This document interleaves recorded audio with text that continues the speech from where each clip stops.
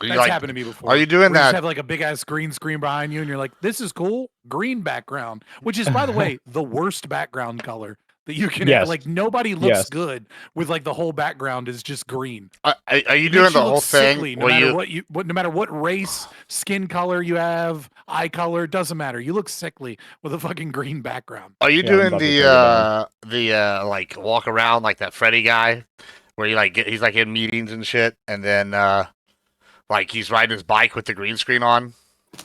No, I'm not doing that. Or then he like gets in a boxing match with the green screen on and shit.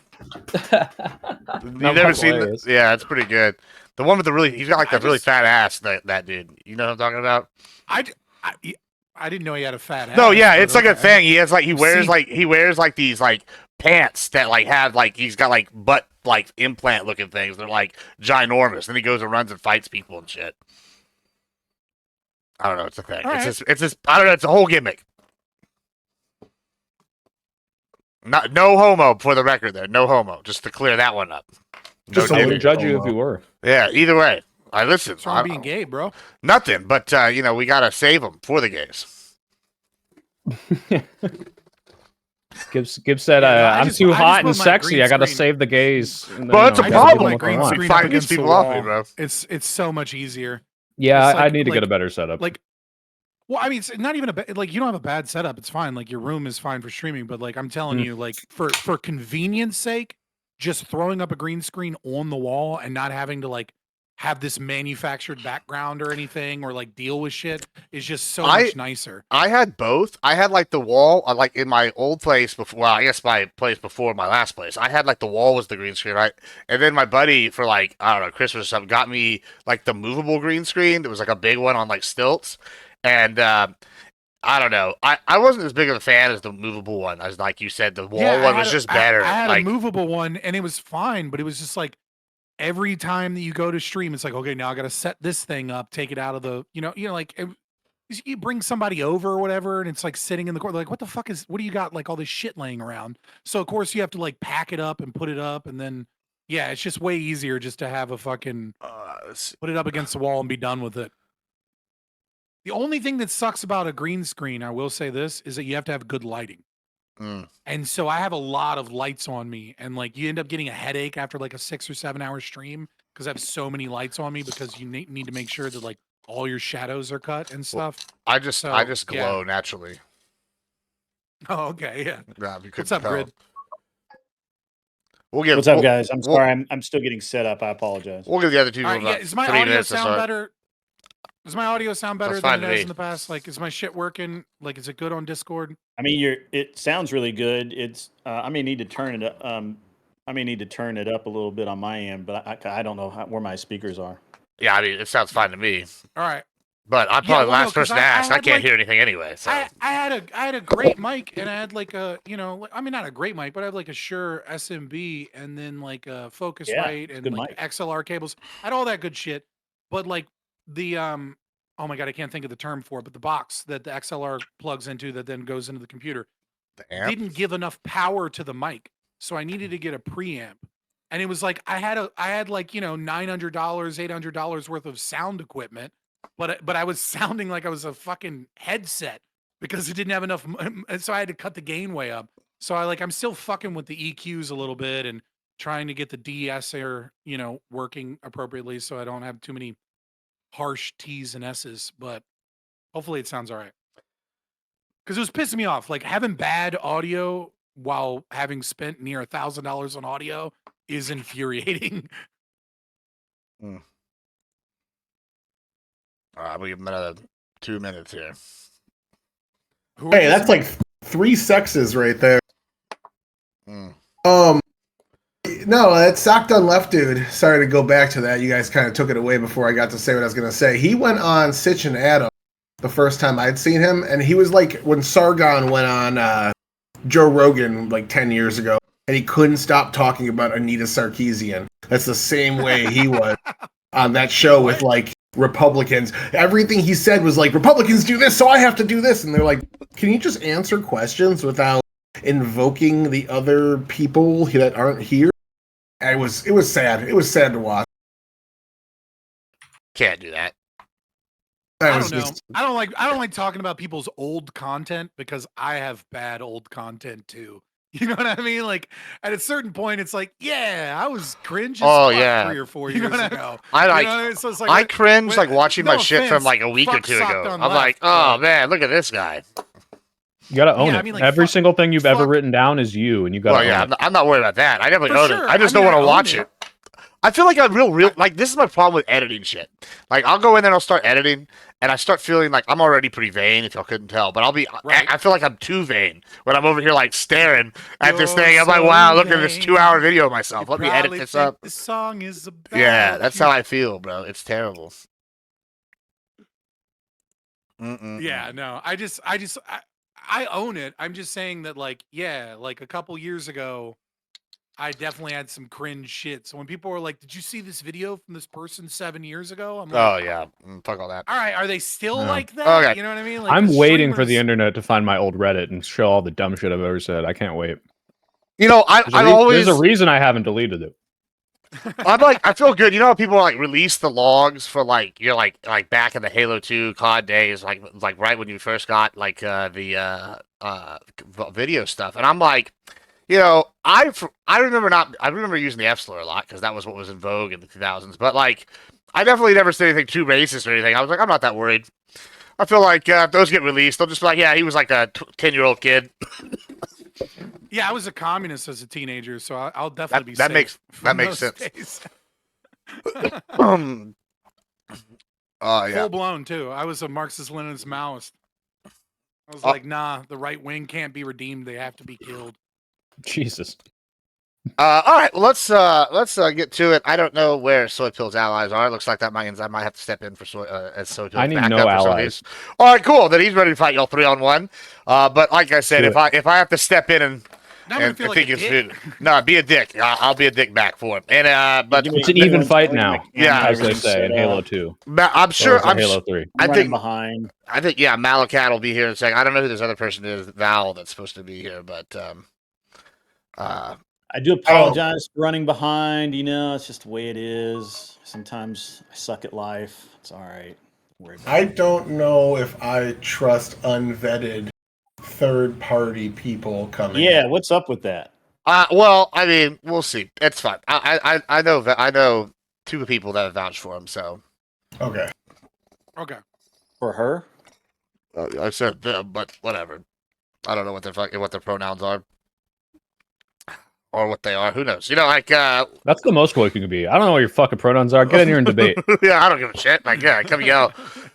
No, I was gonna have somebody on this next week, but like because of the political climate, they're like, no, I don't want to put my face on there because I don't want to get stabbed at the club this week. I was like, I feel like that's a good. I feel like it's a valid feeling. I feel like that's a little egomaniacal that like somebody. I mean, are they super popular, well known, or something? Yeah, they're kind of well known. Oh, They're like a local trans model. Oh, okay, But, and they're like a liberal, where they're like mad. Like well known, but not Yeah, in and that thing. But if they went but on, yeah, put and they're their also face out like there, a liberal that's like pretty like almost progressive, but they're like mad about how like issues have been framed. So I thought it'd be kind of an interesting like perspective. Like, because they're like, oh, well, you know, we would just left this alone. That would have been great, you know. But instead, now people think we're over here doing X, Y, Z, and like, it's like not what I thought. It would have been a good panel, but you know, I feel like I wonder how many people. I wonder how many people are sitting here and they're just like, you know, like young millennial right wingers that are just like, dude, I just wanted to play video games. You know? yeah, I really feel bad for this person because like they got like over like $1 million worth of surgeries, right? And like they look like a supermodel. And they're basically like, you know, when I started getting into it, I wanted to do, you know, I just wanted to like be what I felt like I was inside, and then just like be left alone. And it's like all this attention's been drawn, and it's been like I get a lot of backlash, and like you know, I don't want to get beat up. But now they're like, oh, because Charlie Kirk thing, and he talked about trans people, some Republicans probably gonna stab me while I'm out after if I go on your show. I was like, I hope not. I don't think my reach is that big, but. You know, I feel like it is volatile times right now. I do love that. That's a crazy compliment. Gibbs the idea is like, well, hold on. I mean, if I was bigger, yeah, but I'm a small channel, so we're not going to incite trans. Listen, people are like, you know, I mean, it's a real valid thing, man. You know, you got to watch out. Like, no, it's just funny that the reassurance is not, no, you're safe. I'm not big enough for you to not be safe. Well, yeah, I don't have enough schizo. I mean, like, I've dated a girl that turned out to be schizophrenic, and like when she started telling me the colors that I was wearing on my shirt, with telling her that I was trying to do stuff, or like I was like, oh, and then like the TV was doing this. You gotta bail, bro. I was like, this is not good. Like, it's starting to be out, right? Like, so like, you know. Okay, but tell the truth, Gibbs. You didn't go out right away when you heard that. You waited a few weeks, and you're like, toe in the water. You were like, Well, and then she actually bailed. resolved the solution for me by doing some real crazy stuff, and I was like, oh, perfect. I have an excuse now. You know, you stole my truck, and I was like, well, easy peasy. Now I can break up with you. But anyway, let's kick this off. Welcome everybody to Give Me a Break. And we are doing oh, hold on, they're coming in now. Any channel, any VC. We're doing Give Me a Break today. We're talking about why the Dems love modern slavery and all the insights to that. And we have some people here that agree with that and some people that obviously don't. And it's going to be a good time. So first, we're going to have everybody introduce themselves, tell us who they are, what they do, and then we'll come back around for intros. Start us off with Average Debate Enjoyer. Name's Average Debate Enjoyer. Go by Tyler. You can find me on YouTube and Twitch doing that, and we're giving quick overall stance too. Sure, go ahead. Let's do that. All right, fine. So I think maybe the panel goes a little bit too far in legal slavery. I think it's better to say legal indentured servitude. That's probably a closer fit. The reasons why we're going to go over, but extra seats when delegating House seats through the Congress, extra money going to your state, and if we look at the promises of the Democrats when they run for office, those people that are yesterday's second-class indentured servants are going to be tomorrow's voters if they give amnesty to all of them as stated. So we're going to go over all that today, probably. All right, fantastic. Thank you very much. We got Fabian Liberty. Yeah, I'm Fabian Liberty. Just Google me, and I'm on YouTube and Twitter, Fabian Liberty. Yeah, I am an anarcho-objectivist. I mostly do like interviews, debates, and reactions from that perspective, and talk a lot about political philosophy and stuff. So my definition of slavery that I wrote out, this is me. Any system that forcibly takes the product of one's labor or property, or compels a person to act against his will, is a form of aggression that negates bodily autonomy and reduces the individual to a state of servitude.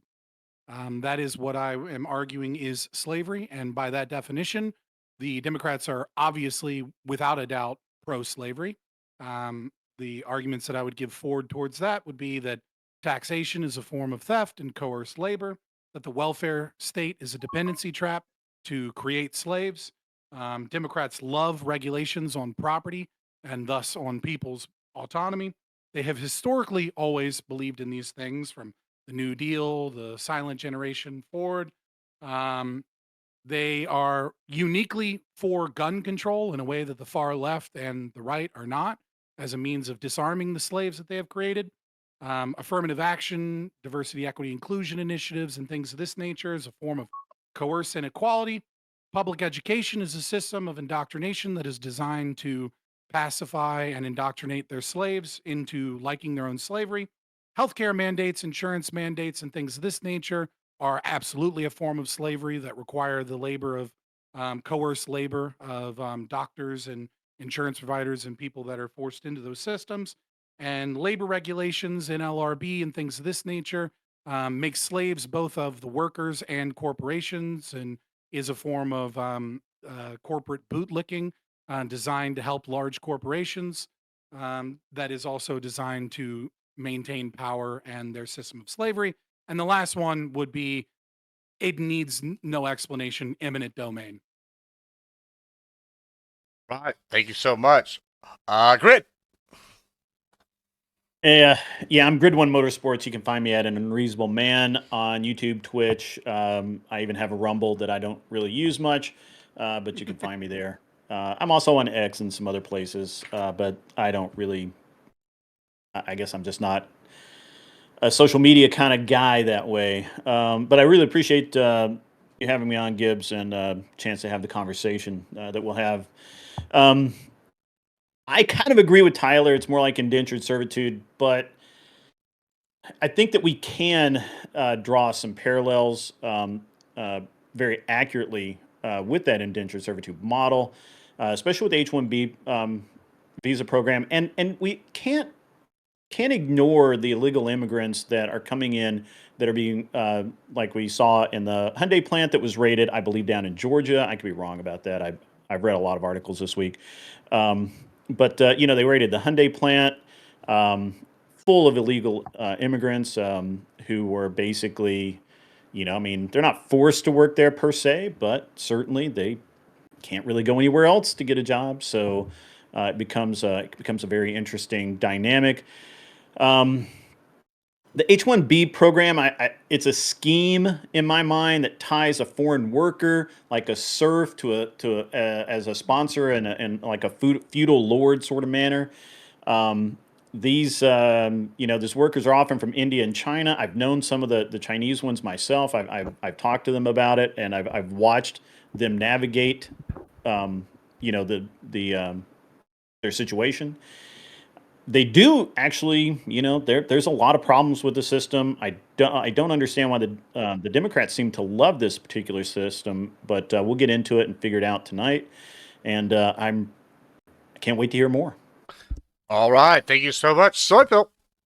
Just to be clear, I did think this debate was about illegal immigration and how it was akin to slavery. If we do get into a libertarian debate, which I'm willing to do, I might self-immolate midway through, but that's fine. Just wanted to warn everyone. Illegal immigration does have a lot of issues with underpaid and abused workers. That is why Democrats support a path to citizenship, as Tyler mentioned. You can call it indentured servitude. I might even agree that to an extent, a lot of these people are stuck and abused by their employers, and that is why we're trying to get them, social security numbers, pay their taxes, and actually get paid fair wages.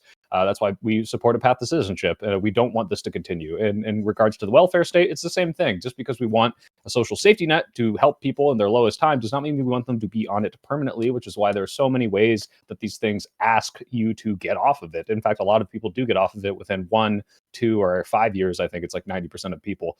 So, for example, any sort of unemployment saying, hey, are you looking for a job? We're trying to get you on a job. Now, to be fair, it's not very good, and I wish it was better. But the idea that we want to keep them like this, reliant on the state, or keep them indentured and illegal immigrants is very weird to me, because I just don't think that is at all the platform of the Democrats or ever really has been. We don't want that. I don't believe the Democrats support slavery.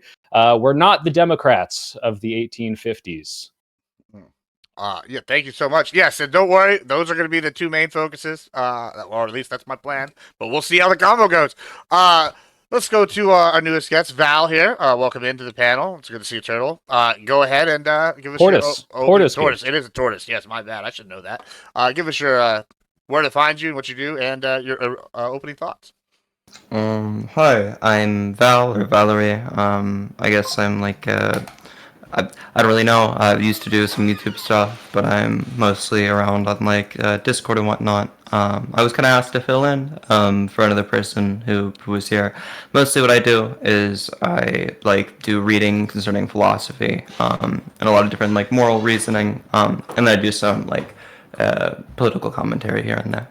Fantastic. If you really want to find me, I'm like Bunk Politics on Twitter, I guess, but I don't really post there. Okay. What are your opening thoughts on the subject?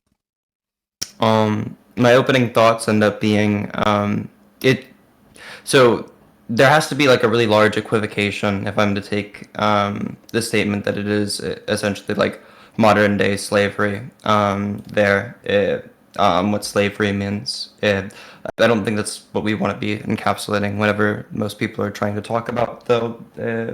I guess people trying to make their decisions and their reasons based on what's the best economic choice for them. If we want to have conversations, like I'm sure Fabian Liberty and I could probably find like common ground on things like the unfairness of the system and whatnot. We could have conversations about that, but that does end up being quite different from the ownership of people and the consideration of them as property, or similar to like cattle and whatnot. These people are afforded rights, and in fact, I think probably under the Republicans, they end up being afforded less rights, treated more similar to the cattle of the similar slavery moral status. And so I don't really end up having much agreement on the proposition, but I don't know. I think it'd be an interesting conversation either way. All right, thank you so much. Yeah, let's get like a Soy Pill kind of alluded to in his opening. Yeah, I do want to maybe focus more at the beginning, at least, on the illegal immigration and the some of the welfare state kind of situations that we have. I think maybe we can go into the eminent domain later. I think that's also I just went with the prompt. Yeah, no, you're fine. No, you're fine. I mean, I think I didn't even think eminent domain when we started this, but I think that would be a good addition to it. But yeah. You know, Soy Pill, you opened up with the what's not the Democratic Party of old when I famous lines, who's gonna pick our cotton, who's gonna pick our crops, and then, who's gonna clean our bathrooms. That's been uttered by the Democrats of old and the Democrats of today. It seems like they're worried about the slaves. Yes, so I did want to address that. So that is a line that's often coupled with the illegal immigration, topic, and it is true. The idea that if we just were to mass deport all the illegal immigrants, one, it would be incredibly costly, and two, it would be a huge hit to three big industries: construction, agriculture, and restaurant workers. Now, the idea that oh, they're doing the jobs no one else wants to do, and then you add on the implication being, because not a lot of people have this nuance, so you want them to be underpaid. That's why people don't want these jobs. Keep them in these jobs because they are supporting our economy on all this fucked up, damn near slave labor. I don't think is nearly borne out when you look at what the Democratic Party actually advocates for, which is, hey, we people do think these people should deserve better wages. We do think that they should get the Social Security back that they're paying into with their stolen tax numbers or whatever. So we should legalize them, naturalize them, make sure they get fair wages. And if these industries can't survive without paying people sub minimum wage wages, then they shouldn't survive, or they should be regulated out of existence, or seized by the government or something. So yes, I do understand the sentiment of, hey, look at this. You guys are claiming that we need to keep these slave classes working. I don't think that's the end of the argument, because the Democratic Party advocates to not keep them as a slave class. But well, I mean, so the Democrat Party, am I wrong in saying that they were unhappy that the Hyundai plant in Georgia got raided and ICE arrested 475 people and is set to deport those people? Yeah, I think they're unhappy about it. Yeah. Okay. So those people were mostly South Korean nationals flown in by Hyundai. They didn't come across the border. They're not what you're talking about. They're not people who came here for freedom. They didn't come here for a better life. They were hired in South Korea to fly across the world and have a fucking job. That's not what you're talking about, Soy Pill. So I'm confused as to why you're saying one that. second. So one, let's just accept every premise. I don't necessarily, because they did come here for a better life, to be clear. But that's not a majority of what I think people would talk about when we're talking about legal immigration. And I think, show me how that's possible that they came here for a better life. Well, what do you think they came here to do? I think they came here because someone in South Korea said, "Hey, we've got a job. You're going to live in the factory. You're going to, or in factory housing, and you're going to work for us at a wage we send back to your family in South Korea." But there's no route to citizenship. Oh, okay. Excuse me. Just to be clear, I'm not claiming, when I say better life, I don't mean they came to America to establish themselves as Americans and invest in this country. I mean, they saw this as an opportunity to improve their lives. That's why they would do something that would underpay them or treat them poorly, or break the law in such a way. Not, hey, they're clearly here to invest in the country. I don't know that they understood they were breaking the law, because they don't. No, they may not very possibly not. But the point of contention is not that specifically, though. What I'm trying to say is, when I'm talking about illegal immigration writ large, yes, this is one example of it. I would say the Democrats' problem with this is either one, if everything you're saying, if we accept it, they don't understand that this is a very different exception of a specific company flying in illegal immigrants to abuse the law, and not, hey, people who came here overstayed visas and then are trying to work and make a living, and we should naturalize them. But can I? Oh, go ahead. Well, can I accept your premise? I would like to accept your premise. And can I just expound on this really quickly before it escapes me? So here's the thing. Georgia Democrats called it politically motivated fear tactics. That's a quote. And Senator Raphael Warnock, you may have heard of him. Yeah. He questioned the strategy of arresting and deporting these people. Now, there was outrage at the raid, not the exploitation of these people. The problem is not that these people are being exploited, but that Americans went in there and said, "Hey, you can't do this." Now, apparently, this is a something that's growing. It's a growing thing in the United States where, because of our lax border security and that sort of thing, we have companies like LG, specifically LG and Hyundai. I'm just going to pick on them because that's been documented. There may be others. And these companies literally fly over people to work in their factories. They pay them equivalent wages to what they make in their home country. They feed them, they house them in basically dorms. These are equivalent to slave cottages in the ancient South, and that you would have a problem with. This is exactly slavery. This is exactly slavery. I don't care if they're getting a minimum wage. And Yeah, so, so oh, okay. Go ahead. I'm sorry. No. I mean, trust me. I'm going to being talk paying too minimum much wage and voluntarily working it, and you find it to be They're equivalent not to paying slavery the morally. minimum wage. Well, They're so not- they're this not is paying so, Well, you said you what I don't was care gonna if it's say minimum is- wage. Val, hold on a second, Val. Yeah. Oh, yeah, so go ahead. this is Sorry. yeah, this is going to be one of the areas where I would say that this is proof that also the Republicans love slavery, because what you were describing. I was going to ask at the is beginning, Scott. is W. the enslavement. Huge W. You're describing the enslavement of the factory owners and the businessmen for Hyundai. These people voluntarily, presuming everything that you said is true, they voluntarily left where they were to come work a job and have a voluntary contract. And this is one of the few instances where the Democrats are conveniently not pro-slavery here, because they're outraged at the government getting in between a voluntary contract between people that want to exchange labor, for services. So I would actually argue that the Republicans that are in can see favor of that. the I can see that deportation argument. are pro-slavery yeah. in this From regard. a libertarian point of view, I can see that. I guess where I'm looking at Especially because this they're is- invited, right? This isn't like I want to make that very clear. Well, I from, mean, like, I'm a Hoppian making an perspective. assumption they're invited. Well, no, they're I don't- invited by the. I don't know. I don't think Hyundai kidnapped them, right? Like, if Yeah, wait. I do want to clear things up because wait. South Can I Korea does put a have fact sex here? Can I put a trafficking fact? issues and things, but Scott, Fabian, 1 second. So the according to the lawyers, which again I don't know what the facts of this case are. I didn't specifically research this, but according to the lawyers, a majority of these people are on the B1 visas, which is legal actually. So there might be some illegal immigrants mixed in with this, or maybe they all are and they're lying about that. That's usually how that is. Right, like this is like not, to my knowledge, some like mass exploitation thing that I know of. And if it is, this is not representative of, I think, the overall position of the Democratic Party. The reason you might see the reaction, especially from, like, let's say you just showed me this headline and we're like, wow, that's awful the way they're doing that, is because the way it fits into the narrative of how ICE has been conducting raids in the past 3 months. But if you showed the facts of, hey, these people are specifically not even akin to the illegal immigrants that you're used to, this is a specific exploitation program, I bet most people would actually have a problem with that. So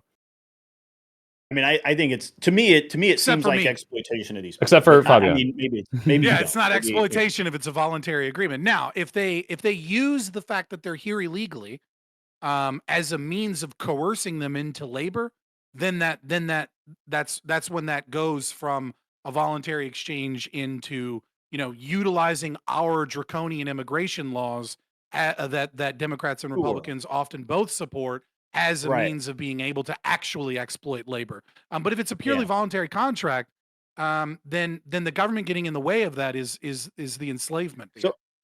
So I actually almost agree with you. My only thing is that, and of course I distilled this down from like 3 or 4 different I'm winning articles. minds. I'm not winning hearts tonight. I get it. I'm getting there, but it is a very specific. And I wrote systemic. I don't know why I did that, but exploitation where corporations like Hyundai and LG hire undocumented or visa violating workers to undercut American labor costs, often in hazardous conditions with no recourse. And again, the outrage was that it was raided, not that people were being exploited. And sure, I could see it that if it was a voluntary, I don't know that it's voluntary. I don't know that it's not a bait and switch game.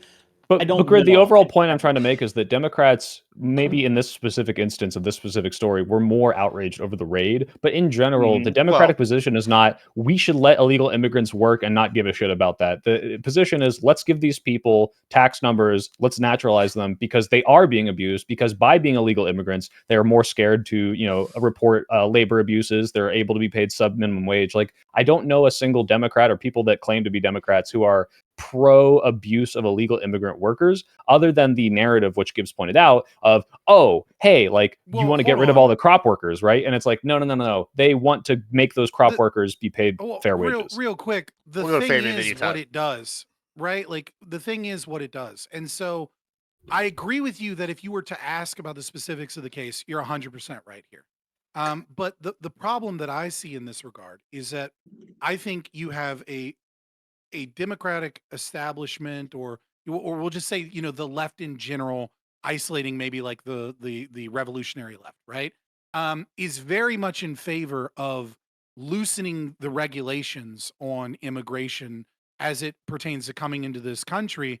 And what that often leads to is corporations and people abusing these people. And it's like, okay, but we're also for then giving these people a pathway to citizenship.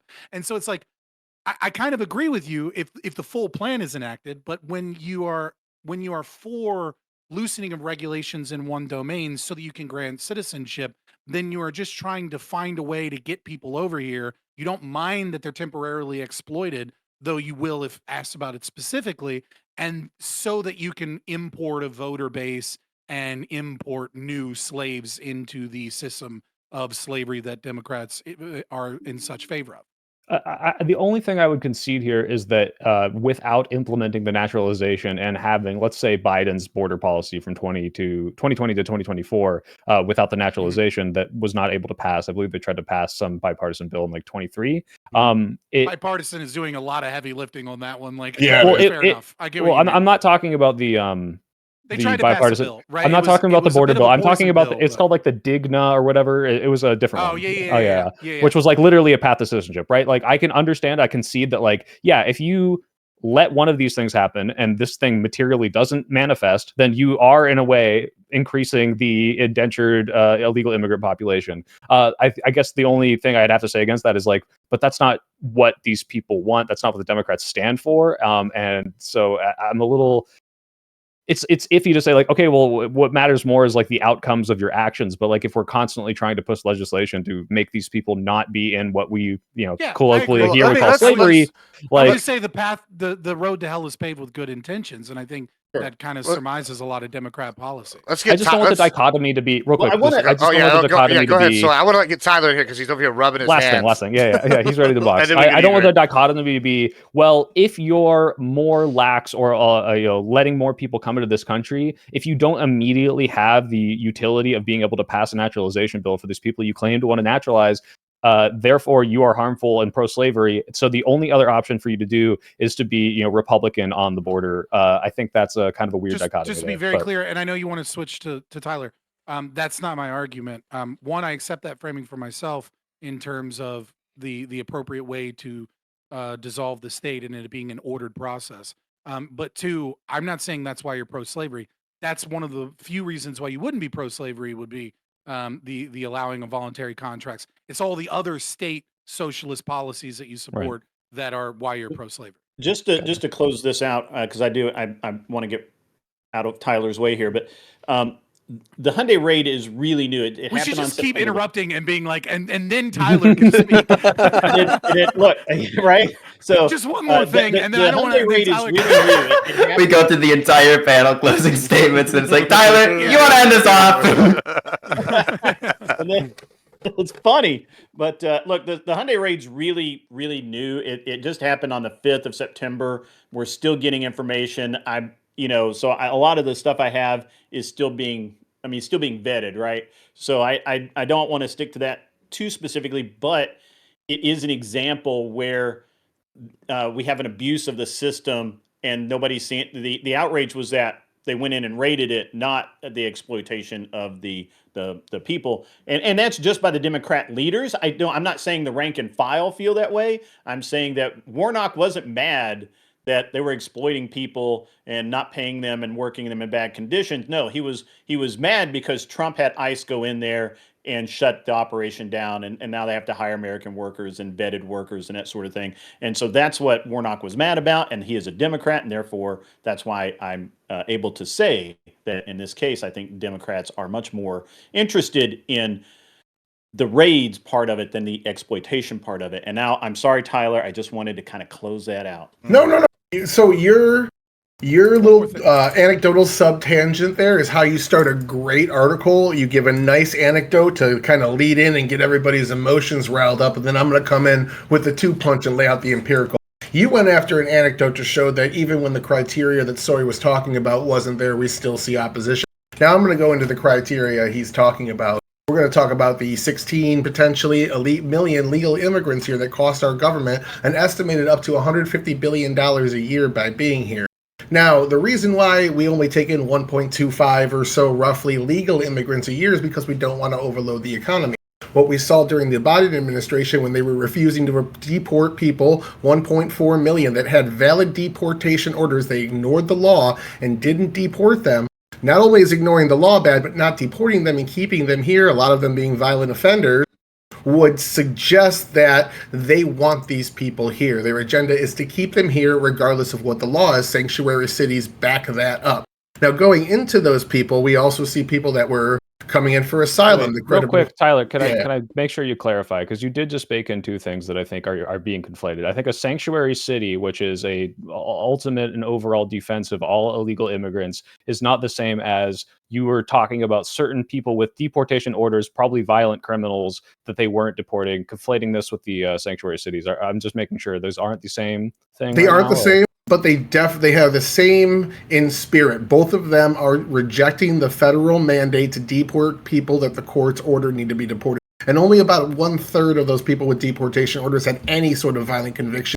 And burglary is listed in there and other things, so it's not all like you punch somebody or whatever. So the violence thing is definitely just a sub point, but 1.44 million valid deportation orders, most of which were ignored, including Albreo Garcia, who is a human trafficker and beat his wife. So that shows me that they want them here. If they're not deporting the people, the courts are telling them this person's valid and needs to go. And then sanctuary cities also tell me that as well. For those 2/3 of people that have no violent criminal history, these are the actual individuals that, if you were to deport them, is the actual slavery position.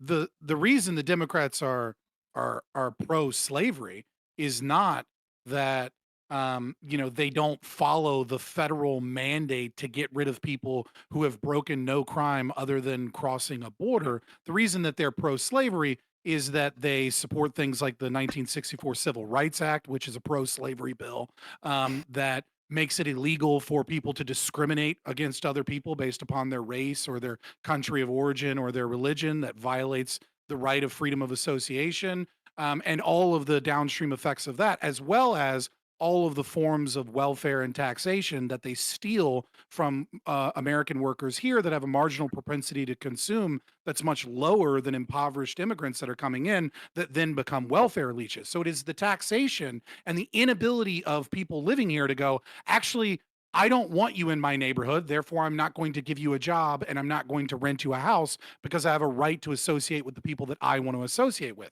So no, deporting people that have committed no property crimes does not make the Democrats pro-slavery. In that instance, it actually makes the Republicans pro-slavery. It is the horrendous effects of the absolutely evil forms of legislation like welfare and food stamps and the Civil Rights Act that makes Democrats pro-slavery. You're using a slightly different definition of slavery than the rest of the panel, I think, in your libertarian stances here. I'm just stepping back and I'm like, this is somewhat working to my advantage right now. But this is wild. Fabian Liberty, whatever Fabian Liberty is saying, it's almost like a form of slavery. You're taking away some agency of theirs, of like the ability to move freely for what seems like not a very good reason. I think that we should I'll give my definition have again some. if someone We should have some. Some almost prima facie like justification towards people being in the place that they want to be without an overriding reason. And so like I don't know, saying that Democrats or like even the Republicans are not pro-slavery, deporting these people seems to like act as though their life ends once we deport them. Really, their problems just end up not being ours anymore. In reality, they end up having to go back to working in what is probably worse laboring conditions with probably worse rule of law. What is your argument? Because it feels like at the tail end of your argument there, you kind of waffled on the position. I understand you don't necessarily accept the premise of the slavery thing, but I'm trying to better understand your argument. I don't want to just start yelling at you, Val. Can I get Val to explain it?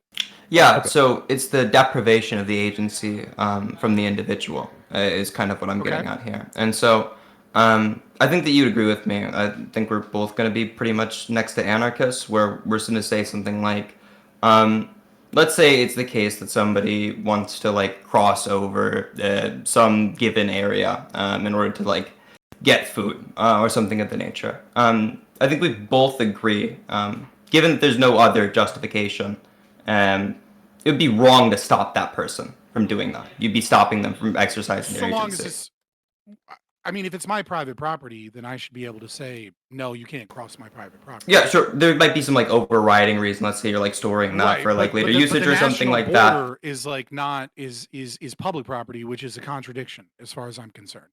Okay, yeah, sure. But like this is what I'm saying essentially is that on my view, I'm not sure I would make such like delineations. It seems to me like what we're making out borders and whatnot is we're making out areas where there's a certain place of force and authority that's used there. And so be that like it like a really large corporation, be that the government, or if you want to call it like some almost like cartel-like entity or something like that, we have this like large state that enforces said rule of law. And I'm not sure that like them saying that they have control over the said territory gives them the right to use physical force to remove others from crossing over that area. Yeah. Might doesn't make right, but might makes reality, right? If I have the guns, yeah, exactly. To behave, you're going to behave even if it's wrong. Yeah, of course, right? But we can also say that there's something that's immoral about doing that to somebody. There's something that's wrong about doing that. And the thing that I'm getting at is like whenever we're talking about there being some slavery that happens because of the horrid labor conditions these people have to go through, we're almost completely ignoring what has to happen if we end up deporting them. So the moral wrong is still there, and then we also have the removed agency of the individual, and the treating them like So what you're saying is there's this argument that it's like, oh, these poor factory conditions, and it's like, well, what do you think is going to happen when you forcibly make them go back to Venezuela? Yeah, if you like take them, throw them in a van, forcibly go them back to exactly. Right. This seems a little bit more like slavery to me than them coming to the United States of America and working for what is an unfair wage. Yep, I kind of agree. Yeah. What about the other righties over here think here? Do you all agree with that assessment from our libertarian leaning friends? Swordfield's over here grinning. I'm kind of like I'm a little. Everybody saying my definition's bad or something. I think this wasn't how I saw this going down, but now I kind of want to see what happens. So answer. I mean, I'd love to get into why the Civil Rights Act is akin to slavery. We're coming back. Don't worry, we're coming back to that. Let's put a pin in that now. I mean, now let's coming back for sure. I actually did want to say I was going to summarize that in the same way, Val, which is like, yeah, essentially, if you are going to deport someone and claim that their working conditions are akin to slavery, whatever you're deporting them, if it's from America, is almost definitely going to be worse working conditions, which would also be akin to slavery. But yeah. Well, I don't know that. I want to see how y'all answer. I'm going to have to argue from the mod position. That's not the reason that people get deported, right? The reason that people get deported is they came here illegally. They cross a line they're not supposed to cross. As you know, we can say that it's public property, but we have a series of laws that we've agreed to that say you can't do that. We agreed to slavery in the 1700s. So true, and we changed that. So like, yeah, exactly. So if you want to change, it to open borders, that the law then by all means vote for that. But morality or ethics. I didn't say anything about morality. Right, but you're saying I said that we've agreed. You're saying that we ought to remove these people. You're saying that we You're ought saying to that- allocate some of our funds, our taxpayer dollars, towards removing these individuals from our country. Well, that's the law. Yep, you're saying we ought to do so. The enforcement, that's discretion under the law. It's legal positivism, is what you're Right. you're It- Yeah, making to be very clear, also to say that it's true. would mean that you Morally, have this to. is what We ought to we beat ought do. I'm slaves saying that run if away. Yeah, let Grid from finish, Yeah. and then I'm There gonna are a couple of other issues with the view, hold but on. like, Let Grid finish, and then we're gonna go to Tyler, and then if their answers don't satisfy me, I'm gonna say something. I mean, I'm not making a moral argument here. I'm not making such a claim. I'm saying that we follow the law. We have the law. The law is the law. If you break the law, there are consequences for breaking the law.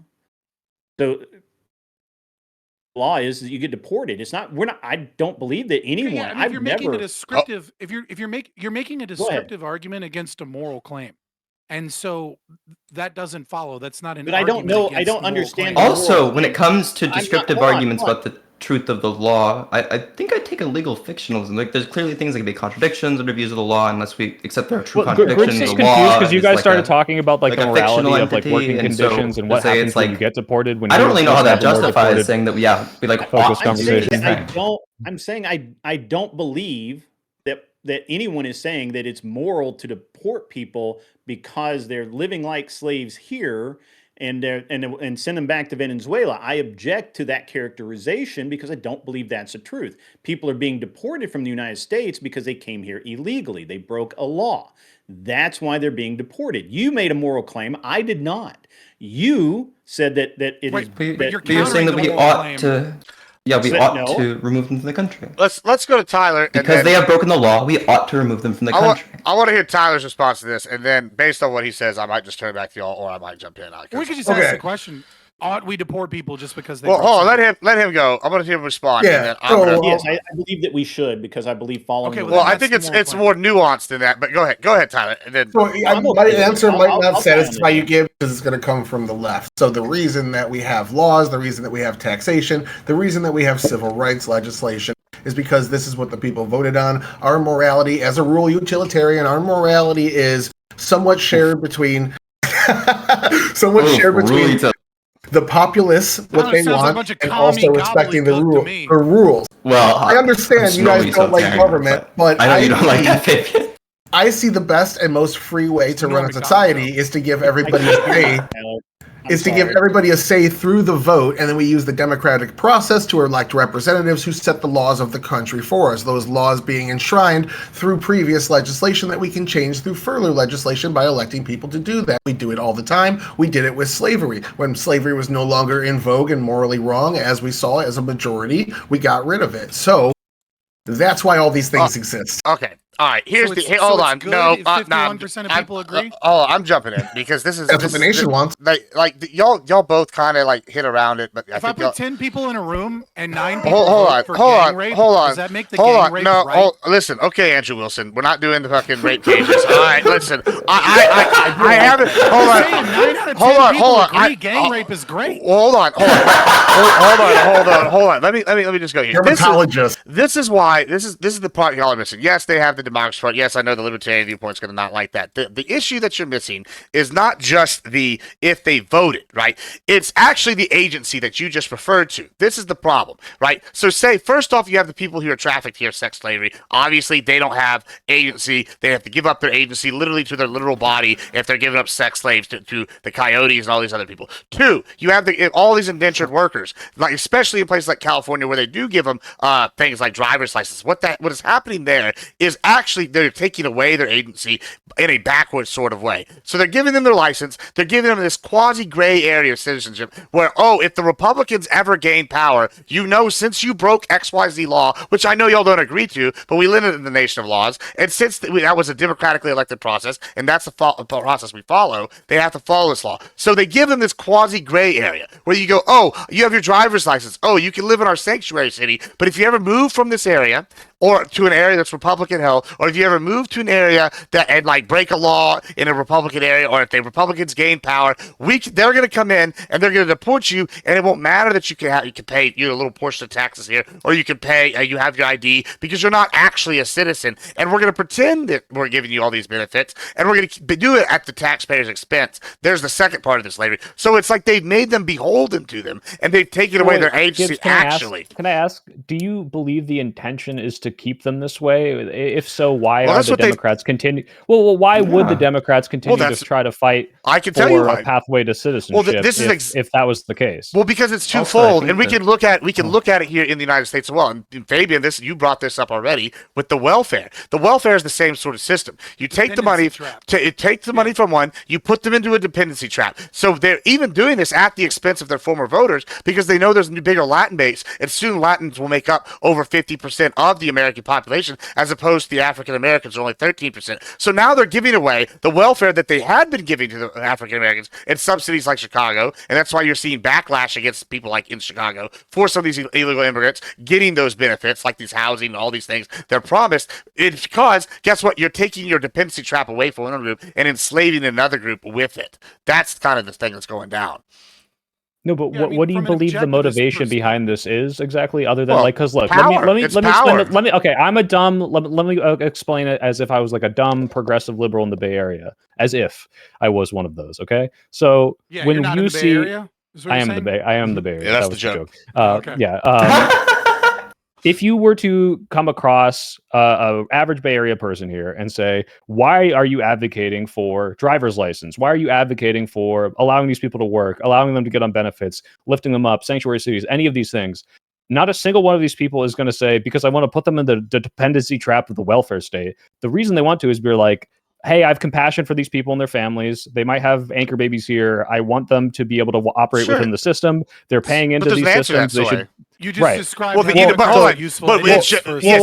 exactly what I'm saying. So, like, is the idea that there's this like clandestine, is this like a clandestine Democrat agenda to? They're trying to respond more so to the prescribed motivation. But even like so, I think like the people who choose to move here are choosing to make that risk on their own. No, like if we're acknowledging their agency, they choose to make that risk. I don't think that we're putting them in a trap of sex trafficking. Yeah, some of them are sex trafficked. I was going to address that at some point. I don't think that anybody here is in favor of sex trafficking or not rescuing people who are sex trafficked, and so I'm not sure that that's going to be a major point of contention. But for like the cases that we are talking about, they do choose to make the choice. Like they choose to get a driver's license. They don't have less agency now that they can legally operate a motor vehicle. You do because now you do have less agency. Yeah, let me give you an example of how you would have less agency because you've done this now, right? Versus not having. Yeah. So if you have no documentation and you have or fake documentation, say you get pulled over and it's good enough in your Texas. Okay, guess what? The officer might let you go. They're going to catch you, or they were catching and releasing you. Under Biden, right? It's very unlikely that you're going But now, to if you're in California, if you have a legit ID and they run it in the system, now in Texas, we actually look to see if you're a legal citizen or not when they run your ID. And if you have a California ID and it comes back not as a citizen, now you're straight to ICE. So you've now guaranteed you have less agency. Fucked up for doing that. No, I mean, it's Texas is pretty fucked up for doing that. I'm not gonna lie, but they probably don't have a fake ID. Well, hold on. Who's giving you less agency? The one that's entrapped you, or the one that's just following the rules? Wait, Kyle, please. So Gibbs, the example the example you just give was, they're keeping them in these sanctuary cities and saying, here's this license, but if you ever go out, you're gonna get arrested by these Republican people. That's exactly but now you're saying like that is what happens, so it is less agency. Like I'm a little confused as to what the mechanism. Okay. Well, yeah, you're saying like they're giving these licenses out not because they want these people to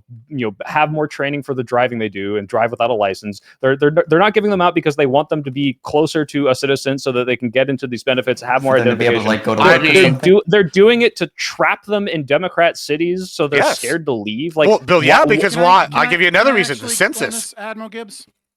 So, Admiral Gibbs, go ahead. I think one of the points that I brought up was labor unions, and I think this is a great example to kind of showcase the psychological trap and the way in which Democrats are useful idiots.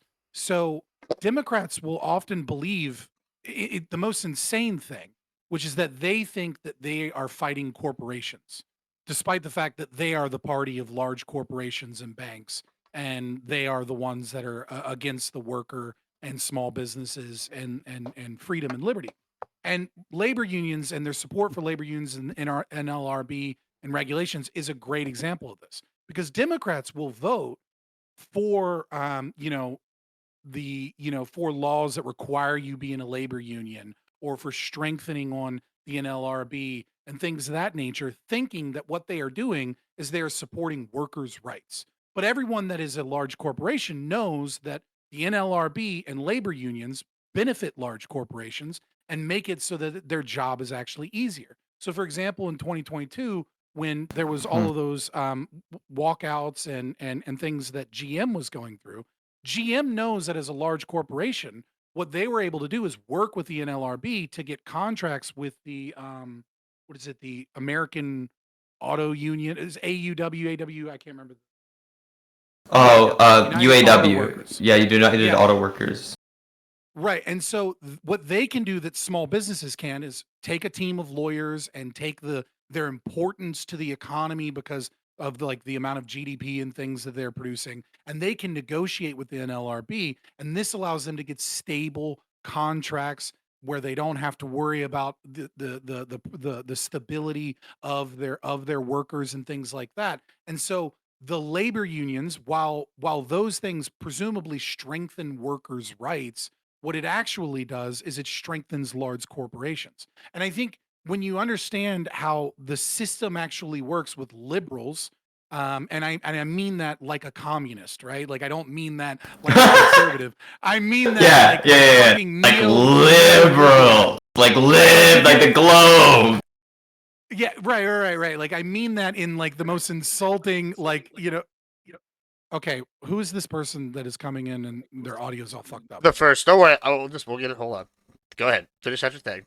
Okay. Finish the Yeah, and so I think the situation can very similarly play out when it comes to the pseudo rights of driver's license, sanctuary cities, and things of that nature, where the left is like, yes, we're voting for Democrats because these people deserve a pathway to citizenship. These people deserve they deserve to be Americans just like us. And corporations and Democrat politicians and billionaire donors and things like that love playing this game of, we'll give you welfare, we'll give you your driver's license, we'll give you, and we'll sprinkle this we'll drag this carrot in front of you, but we won't actually get anything done on DACA. We won't actually get anything there.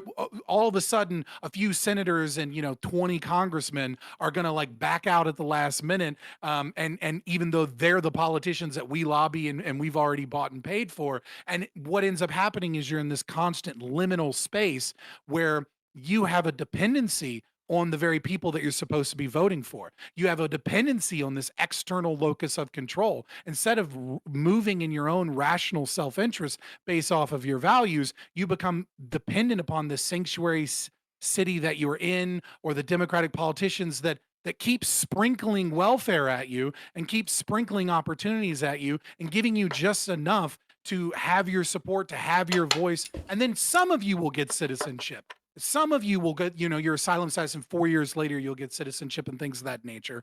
But there is a difference between what the average Democrat thinks they're voting for and what liberals in the halls of power are actually instituting for immigrants. They don't see these as, these wonderful people that we need to help. Okay. These politicians don't give a fuck about immigrants coming into this country. They care about their corporate donors, and they care about the fact that big business likes using cheap labor that is in a vulnerable position. Yeah, so I guess this goes back to my original thing, where this kind of creates this dichotomy. Let's say all this is true. Let's say every politician doesn't actually want to grant amnesty. They fake these bills. They know they won't pass. They back out at the last minute.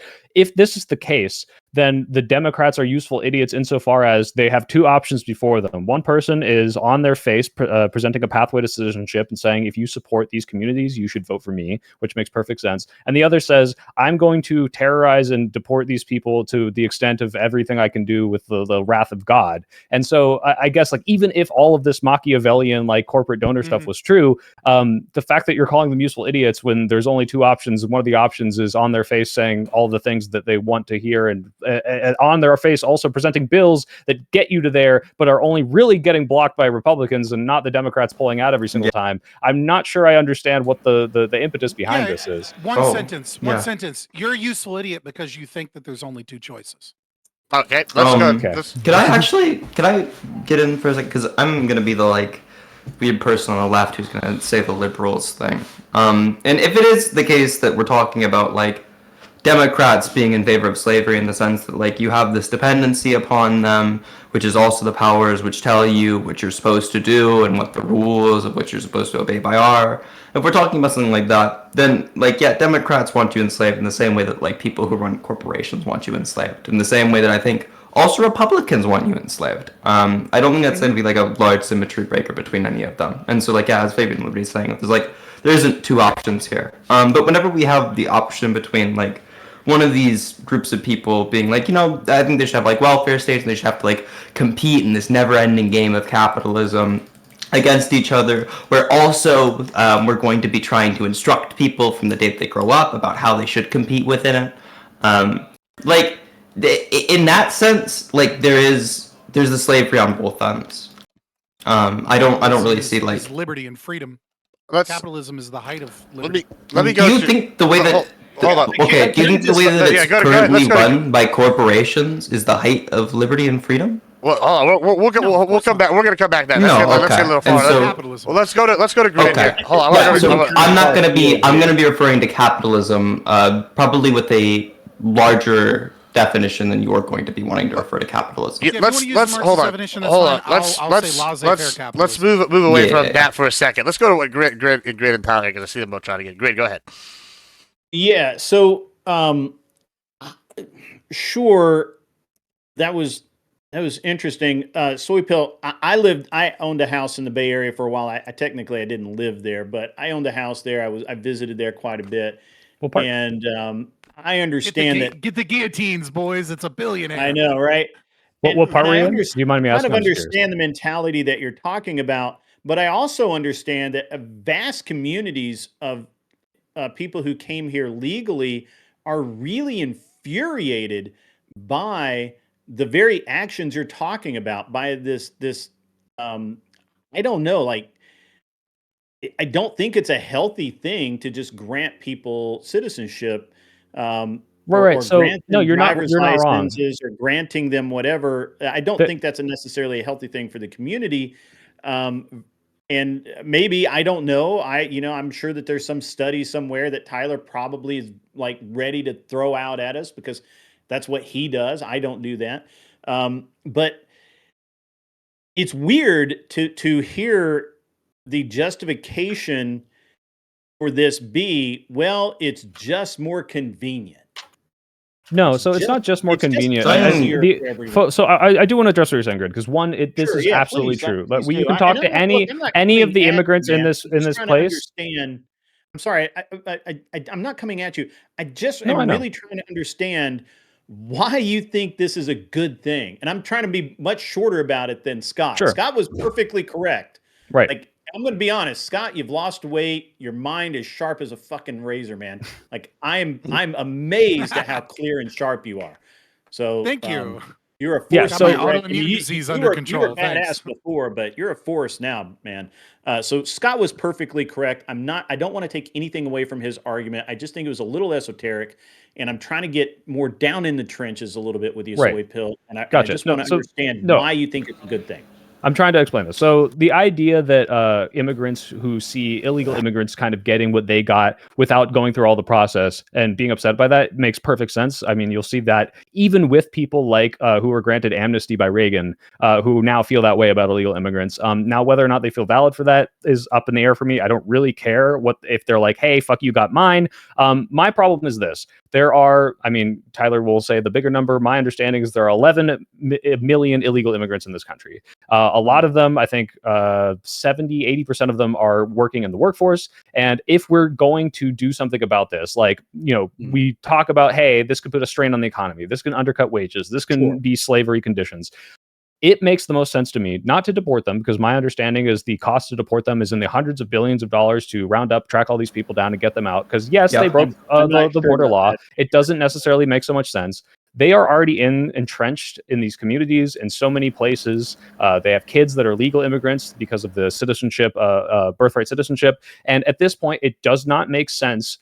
Economically, it does not make sense morally to me, just in terms of like splitting families apart, to do mass deportations. What makes sense to me is let's find a way for these people to do everything they can to follow the law, which is get a tax number, pay their taxes, and work within the system, which will get rid of the employee abuses. But if you notice, a lot of these bills, so I think they introduced one in July this year. They introduced according to Fabian, these are all smoke and mirrors to just say, hey, these are never going to pass. Fuck you, useful idiot. But if they were to pass, they also come with tighter border restrictions, because you can't just grant amnesty to everyone and keep a border as lax as it sometimes is, because that means you're going to get much people coming in. Oh, next wave of amnesty, next wave of amnesty, right? A little bit of clarification here. So you're saying that everyone in the country right now, you're cool with like some program to get them to citizenship. But to be clear, not every single person. Obviously, there are violent criminals, sex traffickers, any of those people. I think it's totally valid to kick these people out. They're already shouldn't be here, and they're making the place worse. Everyone that's not a bad person. Nobody's gonna say illegally, don't push the criminal. Yeah, the vast majority of people here who are already entrenched in these communities, working and contribute What would you consider entrenched in the community? Right, so their kids go to school here, speak English, are legal citizens, are working. You've got a whole family of people that operate outside of maybe one of these factories or any of these. Sorry. Yeah, people can do that after a month. I don't consider that entrenched. Right. So when I say entrenched, having a baby here that goes through the school system and a family here, if you're here and you've been here for a month, and you overstayed a work visa, or you just hopped the border, I understand turning these people back, throwing them back over the border. Where do you draw the line? Just curious. I think if you look at the bill itself, there were certain time requirements of how long you've been here, whether or not you have family here. There's the thing. They're here illegally. It's arbitrary. Establish that. It's arbitrary because he has a contradictory philosophy. That's well, hold on. Let me finish, and you can tell me what I'm contradictory. Well, right, no, not necessarily, right? Because say. If you look at the Obama numbers of everyone calls him deporter in chief, a lot of these things are just hey, you're showing up at the border, trying to cross illegally, get out, right? Most illegal immigrants are overstayed visas. So if it's someone that's been here for a couple of weeks, it was that. It's not that anymore. That's important to note. Not anymore. Is that post 23? Yeah. Has that changed post? Okay. Yeah. Regardless. If there are people I don't know exactly, I can't tell you exactly oh, it's a year and 1 day, a year and 2 days, but there are pretty clear if you brought this to me on a case-by-case basis, I'm not saying this is how we operate this, but if you showed me hey, here's someone with 3 kids, they're 14 years old each, and they all have legal citizenship and are working, and their parent has been in this community for 20 years, it doesn't really make sense to spend the money to kick them out. How the system is set up to work anyway. They go have these they get arrested, have these hearings. If they have some tie to the community, that's considered. But even if they have a tie to the community, but they haven't been here very long, then they're eligible for deportation. More or less. But the problem is I'm arguing against mass deportations. Now I need an understanding. What do you want to change? If it already works like that, I want to offer Tyler. I want to offer pathways to citizenship so that they can pay more taxes and not get abused in workplaces. There's a pathway to citizenship already. He's a victim of no-taking skills. Basically, you're saying that just what I hear, and I could be wrong. That's why I'm kind of pushing you on this a little bit. Mm-hmm. What I hear is, because I say so, then so it shall be. What do you mean? With the morality, or what do you mean? Because you just have this arbitrary I want it to be different than what it is right now, but the way that I want it to be different than it is right now is the way it is right now. No, so You right, just don't would like you the way it is agree that there are illegal immigrants that are undercutting American workers' wages by being paid Absolutely. Yeah, so I Absolutely. don't like that. I don't like, one, that it hurts the American worker, and I don't like, two, that it's abusing the illegal immigrant. I think that those people should I think be all naturalized, right? So 475 people that were arrested September the 5th in Georgia at the Hyundai plant, every single one of them should be sent back to South Korea. right. So again, I don't know the exact facts. It seems like some of these people were here legally, but let's just say they were all illegal and they were all just shipped in from like the South Korean company. Yeah, that would make sense. These are not entrenched in community people. These are, like you said, they're not here to make a life in America. These are people who were abused in Korea, lied to perhaps, and then abused here as well, right? So that does not make sense to me. What I'm talking about is the vast majority of the illegal immigrants who are working here, like, in the system, who are potentially getting paid under the table, not paying taxes, maybe using a TIN or an SSN that they stole from someone so that those persons can get their Social Security benefits. We have immigration court. We have a pathway. It's not very robust, and it's there's a reason why there's still 11 million illegals. A lot of these people want to be naturalized, but they do not have time, effort, or you may like not like actual the system, but the system exists. So I'm trying to understand what you want changed about the system, because you say we need to. For example, Reagan was able to do this mass amnesty thing, so we can do it.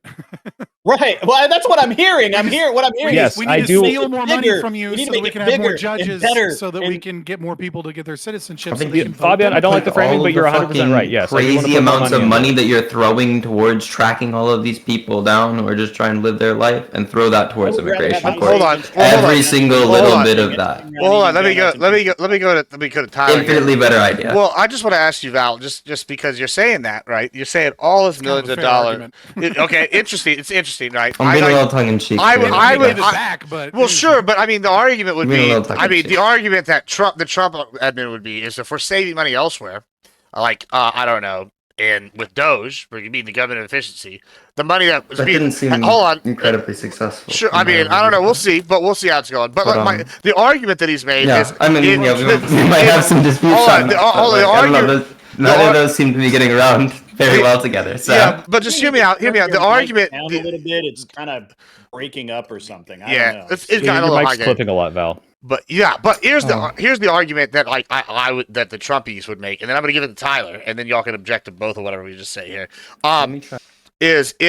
Is basically with Doge and cutting all these programs, they're going to save money. Also with programs like the new gold card, the Trump card, where they pay $5 million and they've already had 50,000 people. The money from that, and it's other money that's already been stolen, Fabian. It's already stolen, right? Yeah, and the terms of libertarian. You can give back stolen money, you can, but you don't have to spend it. But no government. Should. But listen, no government ever even should.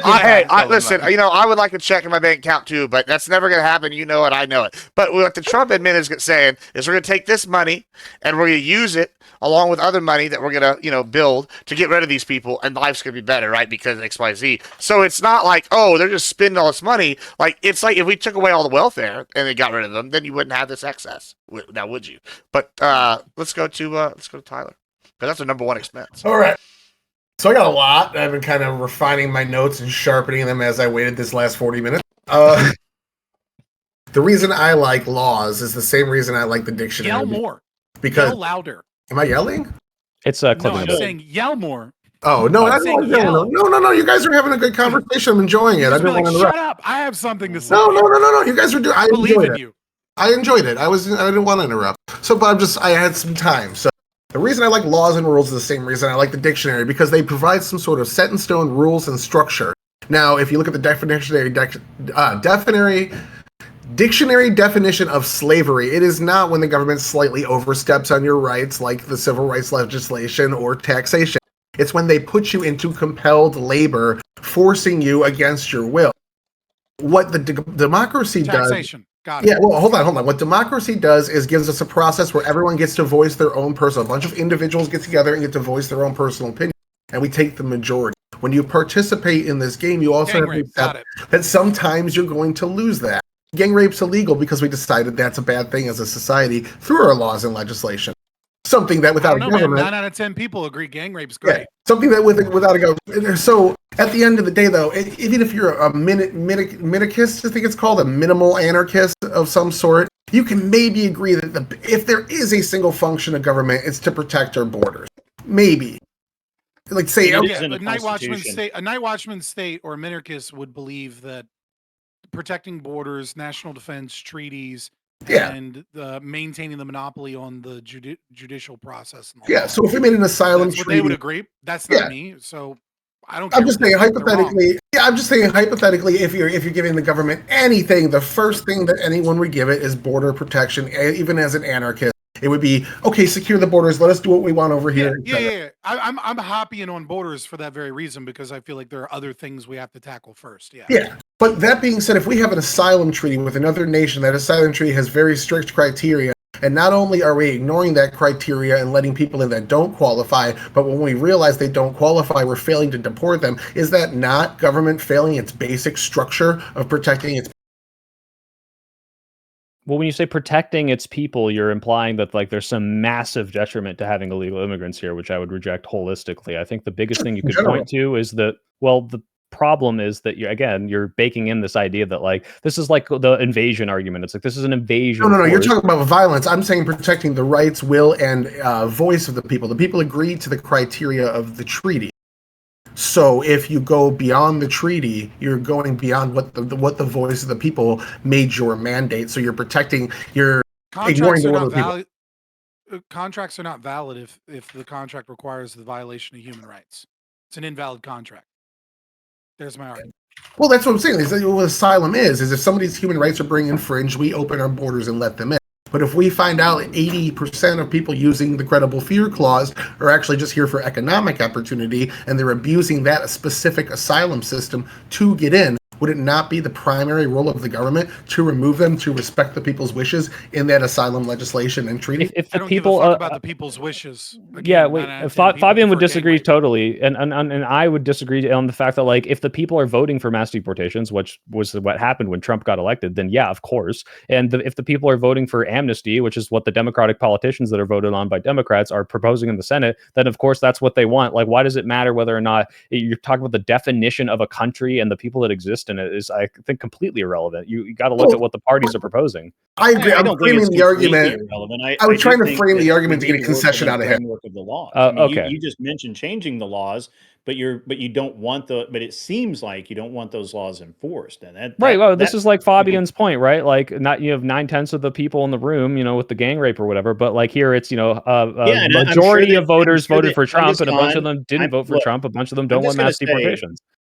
I'm going to say that Genghis Khan probably had 9 dudes in a room, and they all voted for gang. That's why democracy is evil. You got it. You're getting it. I'm just saying. I'm sure that's exactly what you're getting it, soy pilled. Come on. Wait, buddy. Fabian, what's your preferred form of government? Is it anarcho-libertarianism or anarcho-capitalism? Anarcho-capitalism. I'm an ANCAP as far as we're just talking. Okay, about I didn't want to get into it. I was just curious. What's the last? But I consider myself. Do a little housekeeping real quick. Malakat's supposed to be here, and let's see if their mic is working now. And our other individual, Val, had to drop out. They are feeling ill, they were filling anyway. So thanks for filling in for as long as you could. I heard their keyboard and their mouse. They weren't feeling ill. They were losing. They were on a losing. Nah, they messaged me literally like 30 seconds after the panel started. They're like, "Hey, just so you know, I'm not feeling good. I might have to drop." I will give them credit for that. So they were enjoying their conversation for sure. They were surprised that y'all were agreeing. They got kicked back down to Bronze League, and they were like, "Hold on, I gotta focus." Yeah, something like that. No, they were very surprised how much y'all were agreeing on stuff. So yeah, but Malakat, is your mic working now?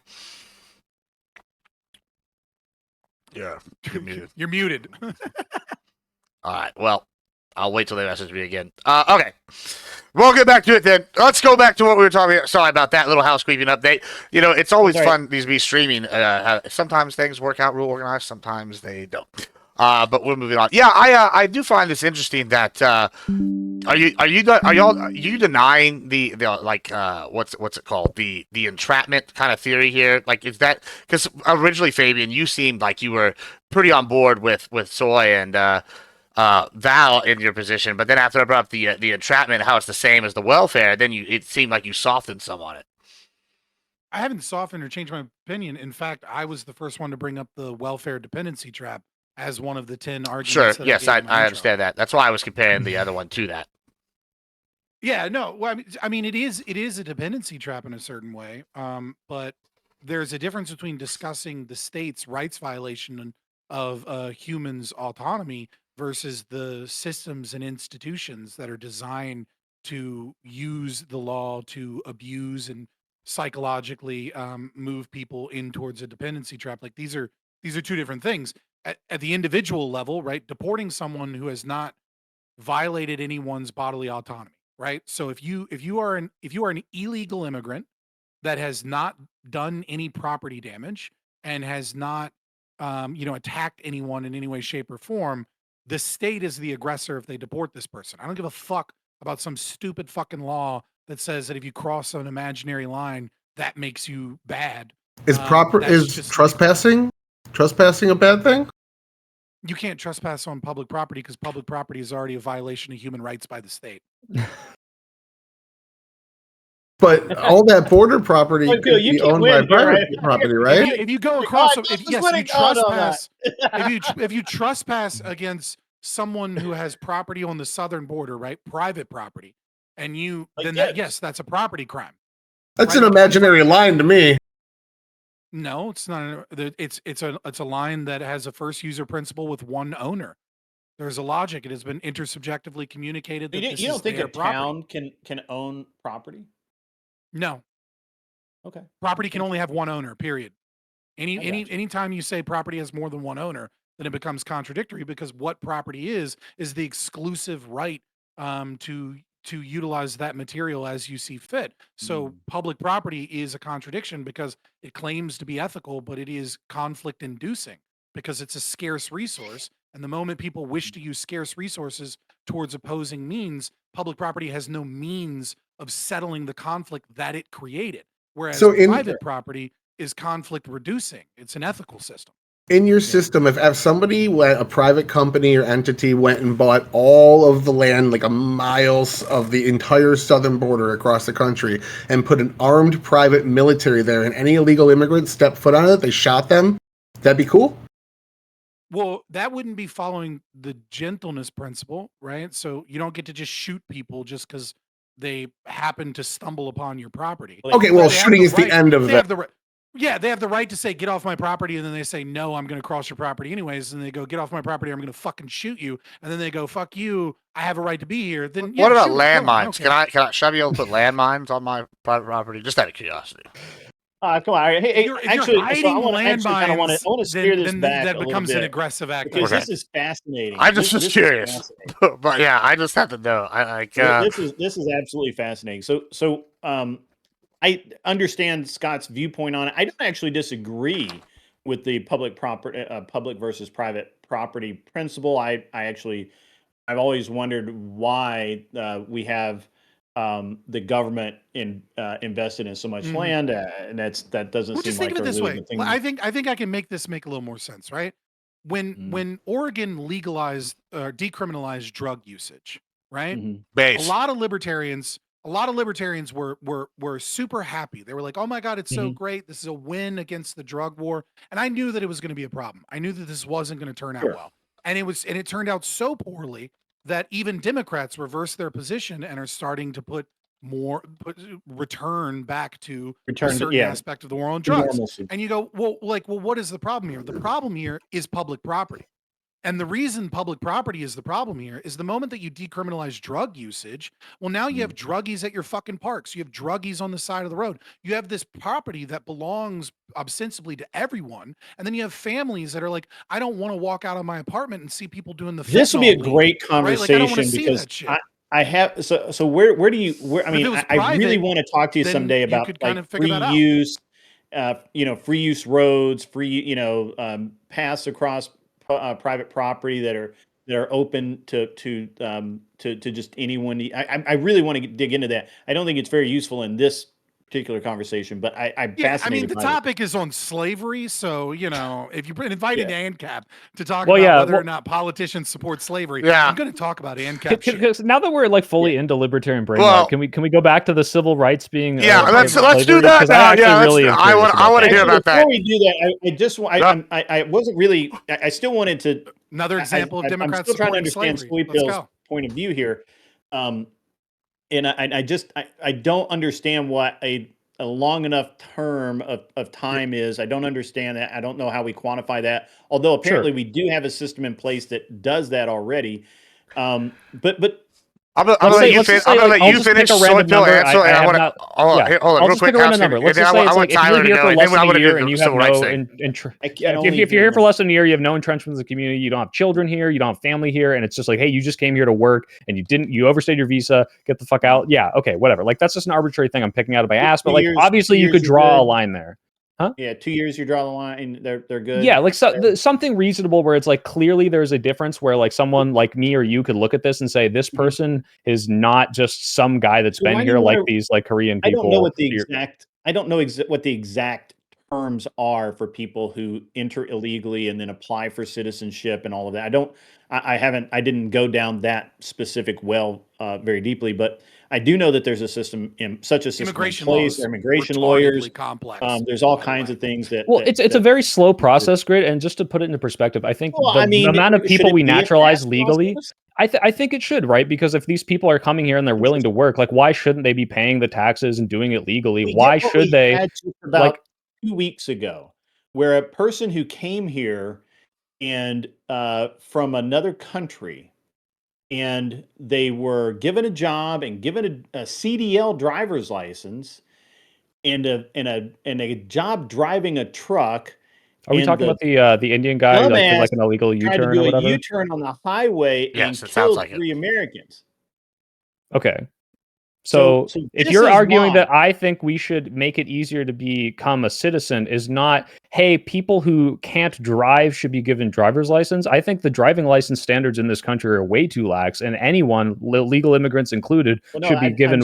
You said that they should just be able to come in and immediately go to work and immediately do all these things, and this is no. I'm saying the pathway to citizenship should not be so difficult. The reason I wanted to bring this up was I think the amount of people we naturalize completely, not illegal immigrants, like just people that came here to work, especially these very high skill people that like all these scientists I know in the Bay Area, it's like less than 1 million a year, which I do not think is enough given how many people are here who are working, like trying to make a better life for themselves, as you put it, and are actually like contributing massively to our infrastructure. Now, necessarily, a lot of these illegal immigrants are not these high skilled laborers. They're, like we said, construction, agriculture. But if they're already here, if they're already doing this, I wanted to make it as easy as possible to stop them from getting workers' rights abuses and pay into the system the way they're supposed to. That's all I'm saying. Not that they should be given driver's license like candy and they shouldn't be tested. I think there should be a good vetting process as well. I'm just saying it's way too difficult right now to naturalize people. There are paths, but it is not enough. And as Fabian so rightly put it, we should steal more money from people to make it easier. Let's go. All right, I don't hear rationalization for it being easier. The stumbling block is I think it's hard for a reason. I don't know what that reason is other than that we want people to kind of like earn it almost, right? Like it's not something that's just handed out like candy in a supermarket. Right, but the difference is, what I hear you kind of saying is like, well, Grid, let me explain, right? Because the dichotomy here is not either we deport them all or we immediately make it as easy as possible to. No, I know. I'm just letting you know because they're already here, because they're working, and because they are getting abused. I want them to have an easier path to stop that abuse. That is what I'm saying. Not it should just be easy. You come over the border, you immediately get a job, you're immediately naturalized. There might as well not be a border. I'm saying that there already are 11 million people here, if not more, if we're not counting. I know Tyler says it's a bigger number. If these people are already here, already working, and already being abused, we should, as fast as possible, rectify the situation. Because that you're wrong. Let me hold on. A little housekeeping. We're gonna go to Tyler, and then he's gonna go, and then I'm gonna let Malakat jump in with any thoughts so far, and then what we are gonna do right after that. So don't know anybody respond unless you say something outrageous. We're gonna go to the civil rights thing because I think we need to come back to that. Like we got to dive into that some. So go ahead, Tyler. Soy and I are going to be on the same side for the civil rights thing, but let me address what you said, then I'll go to Scott real quick. So I kind of see your demand for change, and I get it, but you have to admit, until that change occurs, that every chance to deport somebody that has a judge-ordered deportation order is ignoring federal law and ignoring the will of the judges. And then we also see judges using their back door to help illegal immigrants escape that are already certified for deportation. One judge had 2 Tren Aragua members living at his home. He gave them guns that were used in a shooting. I'd say it's a little bit more than just wanting them to stay here, because until that change you want occurs, that's wild. I know, right? I haven't heard about that one. Yeah, I'll send you the link after. They are indentured servants at this point is kind of the point we're arguing. I get your desire to change, but that change hasn't happened yet. So this is their current status. And I get also what you're saying. There's 11 million here. It's a pain in the ass to deport them.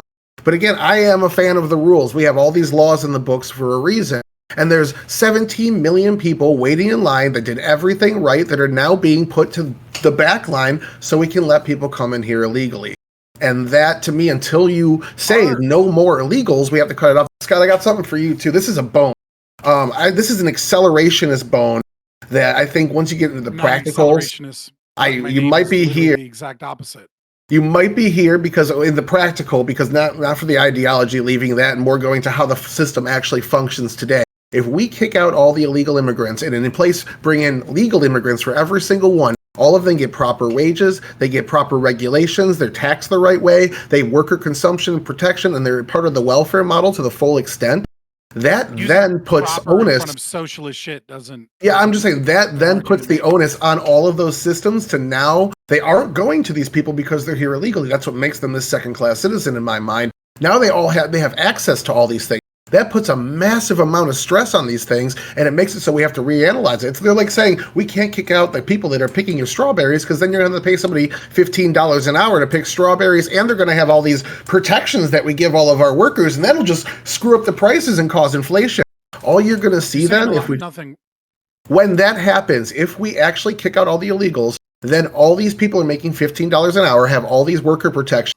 It makes the costs go up. Thus, the public now goes after all these regulations that are in place because they're no longer functioning because we no longer have that second class working. Yeah, I don't want to violate the rights of millions of people based off of my ability to be a seer and predict the future.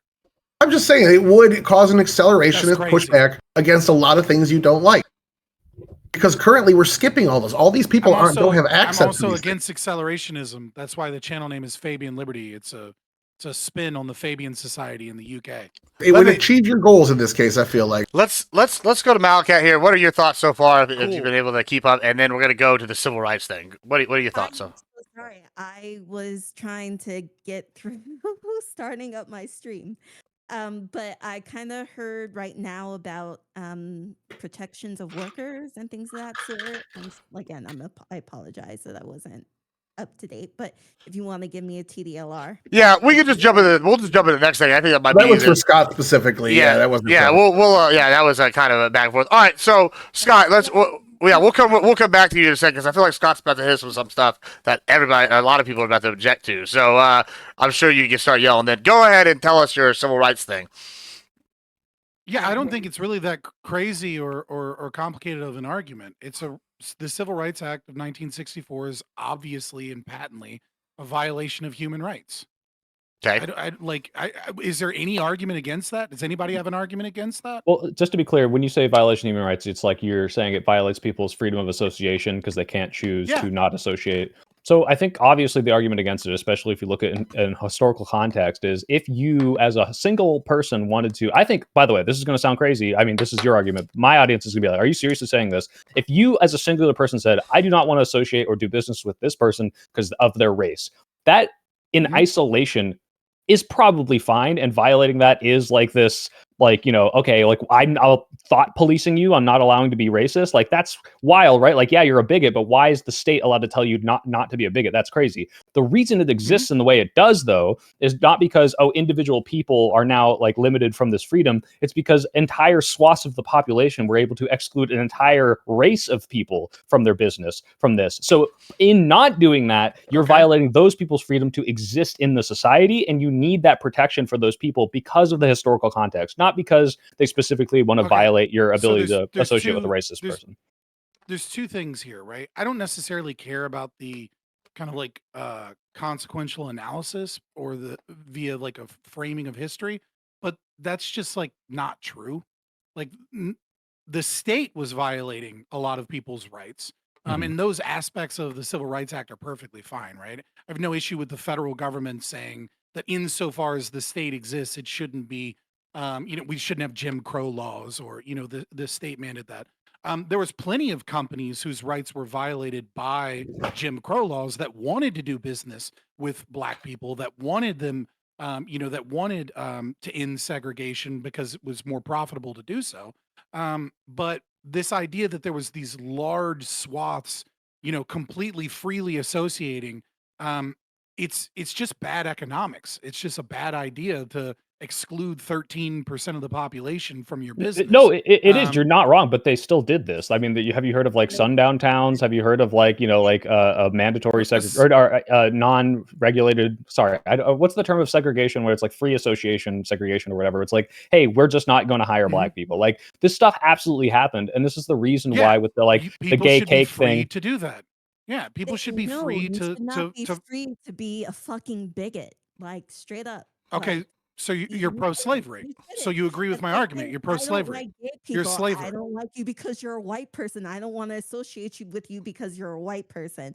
That's saying the exact. I would much rather know that. I would much rather know that, right? I don't want secret racists at the restaurant spitting in my food because they're not legally allowed to say that I don't want white people in my restaurant. I want a big sign that says no cracker. Sorry, I almost said it. I forgot that's a Twitch thing. No, it's a restaurant. It's a restaurant. They just don't serve we're going to Cracker Barrel. You know what I'm saying? Talking about the we're out of soup item, crackers. We're out of soup crackers. They just changed their logos. I want to see that. I want to see that.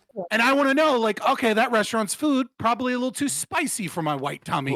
I'm going to go to the next place. You know what I mean? And like, that's what I want.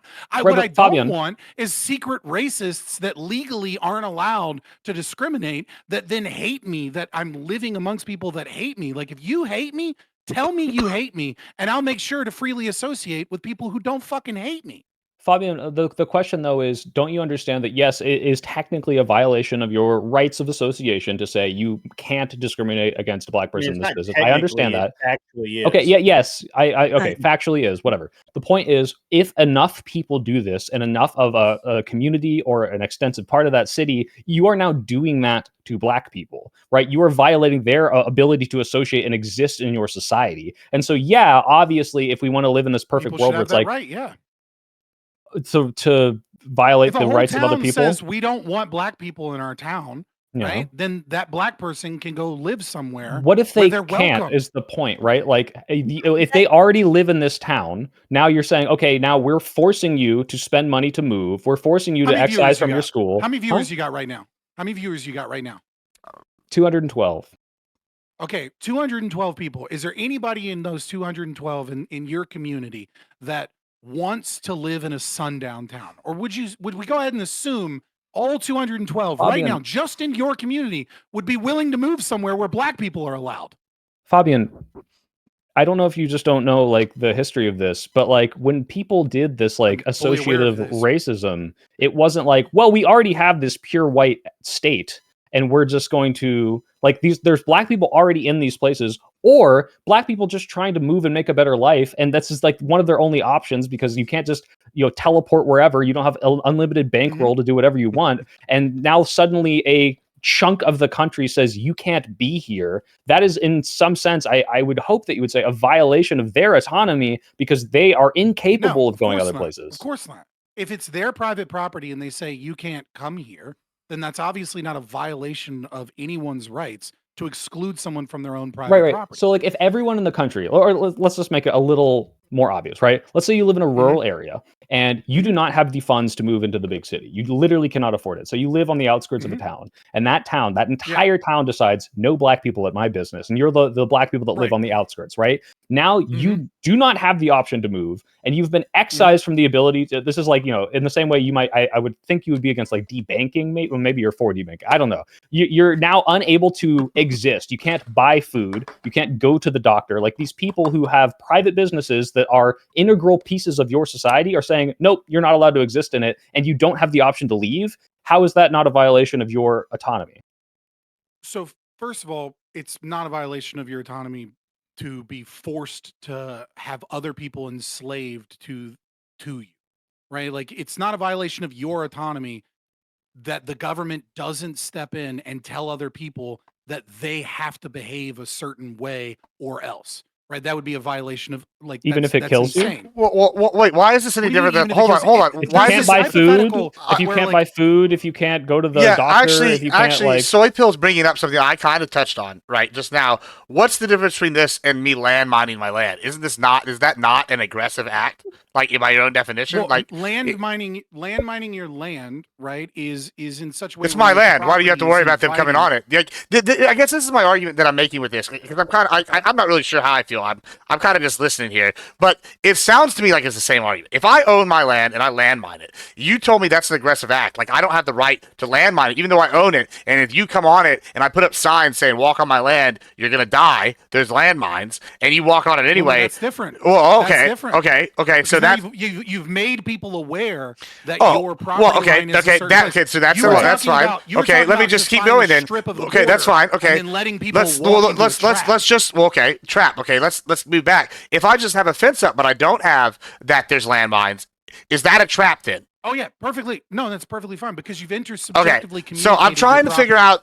out at what line it becomes something else because now we go to the community level, right? And you Well, go, I'm explaining it to okay, you. I'm right? explaining And you're to you. saying So saying these property- people that live here and own property. Now they own property, they owned it. Will you acknowledge that you were wrong in your assumptions of what I meant by property? I don't know what I'm not why making any that's an assumptions. That's aggressive why act? I'm asking questions. I'm trying to find out in my Mm-hmm. Gibbs brain where the line is. So now we're moving to the like, okay, if I own property and I'm part of a community, I've chose to be here, my grandparents chose, and now a democratic community, which you're already kind of against, right, says, hey, we're gonna make Jim Crow laws or whatever we're gonna call them, and If you're it's gonna all be voluntary, excluded. It's fine. So, for example, right, like we have Amish that live in this country, right? Do you think a law should come in that says that the Amish aren't allowed to discriminate on people coming into their community or shopping at their businesses based off of religion? yes. Okay, so you think the Amish should be forcibly integrated by the power of the state? They shouldn't be able to live on their own as Amish people. If other, well, yeah, But- I yeah, think that's the why you're reason, I think that pro-slavery actually and I'm not. already, well, I think that already is the law. The difference is kind of what you're saying, which is like, hey, why would a black guy want to live in a sundown town? Is most people don't want to become Luddites and give up technology, so they don't do this. But legally, I think they have the right to. I don't think you can enforce Amish So the Amish segregation are in the not- way that they have it, right? The Amish are not. You're speaking specifically of like Pennsylvania Dutch Amish. There are plenty of beachy Amish and Mennonites that use cell phones and all Okay. the cars and things like that, right? They have insular communities that are completely voluntary, right? And so it is your position that if the Amish want to have a voluntary society of Amish people together, that the government should force the Amish to allow people to come into their town or into their private property. So two things. One, is that not already the case legally? But two, yes, if it's not legally the case, yes. If I don't that think is it is not the the case, case it should be. legally. That they shouldn't be able to say, So it because then should be. right, So we because should otherwise, expand the rights violations of the I Freedom believe it's already the Association case in the because same the way. Amish are such a problem. No, it's Like, not a problem. Amish- Like again, those you could do pacifists this are in a hurting way so many that's not a people. problem, Fabian. Like I completely concede this. Look, if you got a bunch of white people who are like, we're gonna go out in the woods, no one has a society out here, we all just hate black people, we're gonna go out there and we're gonna form our little white Hell yeah. commune, and no black people are gonna want to come there because there's nothing fucking there, and it's probably some shittily run thing or Yeah, whatever. I don't It's want a just bunch of little I don't want a communist thing. bunch of Great, mayors sure, and witches. but hold but just because All the this chickens one, grilled. just because this one's not that bad does not mean that legally it should be permitted, because then if anyone does this in such a way that excludes black people from a greater part of society, like Gibbs was saying, like let's say this small town where you have like one doctor, one barber, one everything, and it's like, oh, we're all just saying no black people. Yeah, if these black people don't have a choice, you are enforcing some sort of thing on them. You are aggressing on them No, by you're not. excluding how Right, if Define they the otherwise would aggression. have Define the aggression. I'm No, gonna he's let making a Fabian. bullshit aggression- I'm gonna let the Fabian aggression- answer, then I'm gonna go to Grizz. Define the aggression. is depriving someone of the ability to eat or get medical care, if that's the only None of option those for things them. are occurring. I just described that was They're what's not happening, right? depriving someone. You can grow food. You can move. You can freely use your body on Okay. your private property. What if they don't You're have the saying- money You're to saying move? that the black person. Well, why should they have? next Hold door on. to the Why they- racist sundown that doesn't town matter to has his the point, Soy. rights to the But property. I'm gonna- and yeah, has we're a gonna- right to the people that live in that Has a town, right and that to those exist people- in American society. Let's go. yeah, Let's go to fair. let's go to Hold on. Grid here. Go ahead, Grid. That's it's So a let me fantasy. ask, and look, this is dangerous territory for me because I'm from the South, and Yeah, well, you know. Are you? Because you're kind of like barely the the actual South. South, right? Oh, So, yeah. I've got to ask you a question. So, back when all of this was going down and they were literally busing black people into white communities, to white schools, and these were completely white neighborhoods, do you think that was okay? Do you think that Yeah. that was fine to use tax dollars to literally bus Busing? people Yeah. to different schools to meet a quota of desegregation? Yeah, because otherwise the Forced people would have freely associate and kick these people out and force them into worse communities, which is what happened in a lot of places. So yeah, I do think that we needed to kind of force reintegration. No, that's Talking about BS. that Honestly, first and that foremost.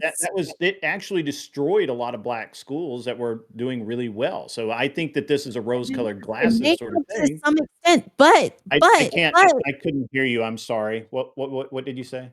I said it could have, but to some extent, right? But separate but equal, right? We have to understand this. A lot of these black schools were not doing as well as some white schools because they were not afforded because white of schools weren't doing as well as other white schools. A way of having good books and such, right?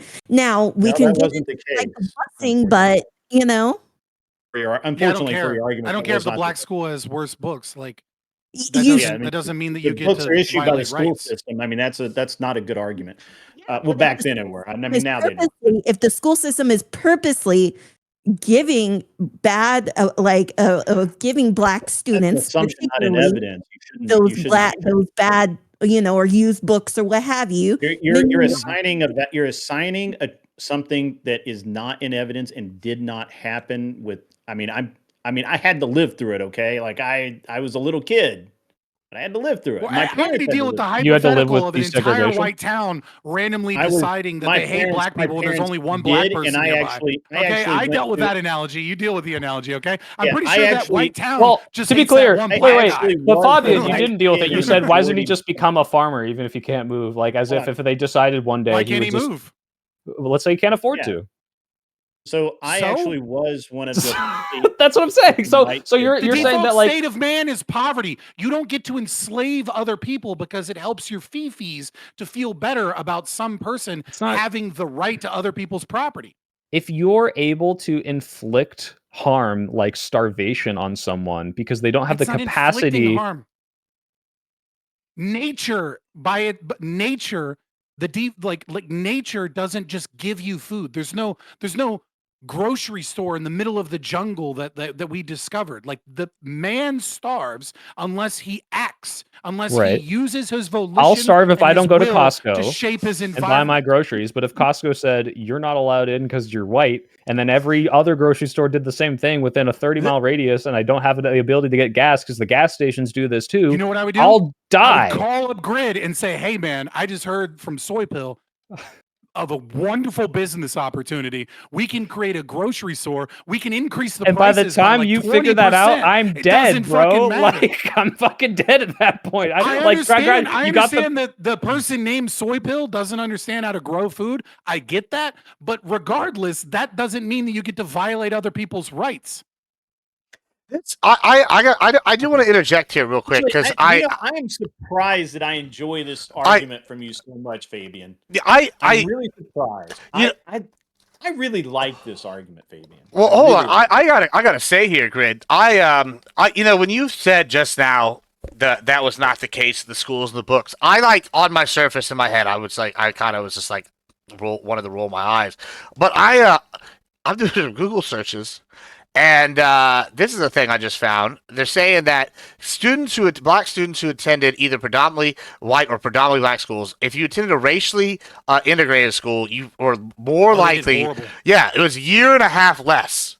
You were likely to go to school than if you went to either an all black or all white school. It didn't or help whatever. anybody but a bunch of idiots who thought that desegregation was a wonderful thing. Yeah, and I'm looking at some of these other ones that are talking about the financial impact that this had. This is kind of crazy stuff. I didn't really. On this. I am fucking with Fabian. I don't know. No, you're not, because my solution would have been to abolish all public schools. Now you don't have a fucking problem. Just privatize. I'm kind of getting there with you on the rabbit that, hole keeps going deeper. My tax dollars are.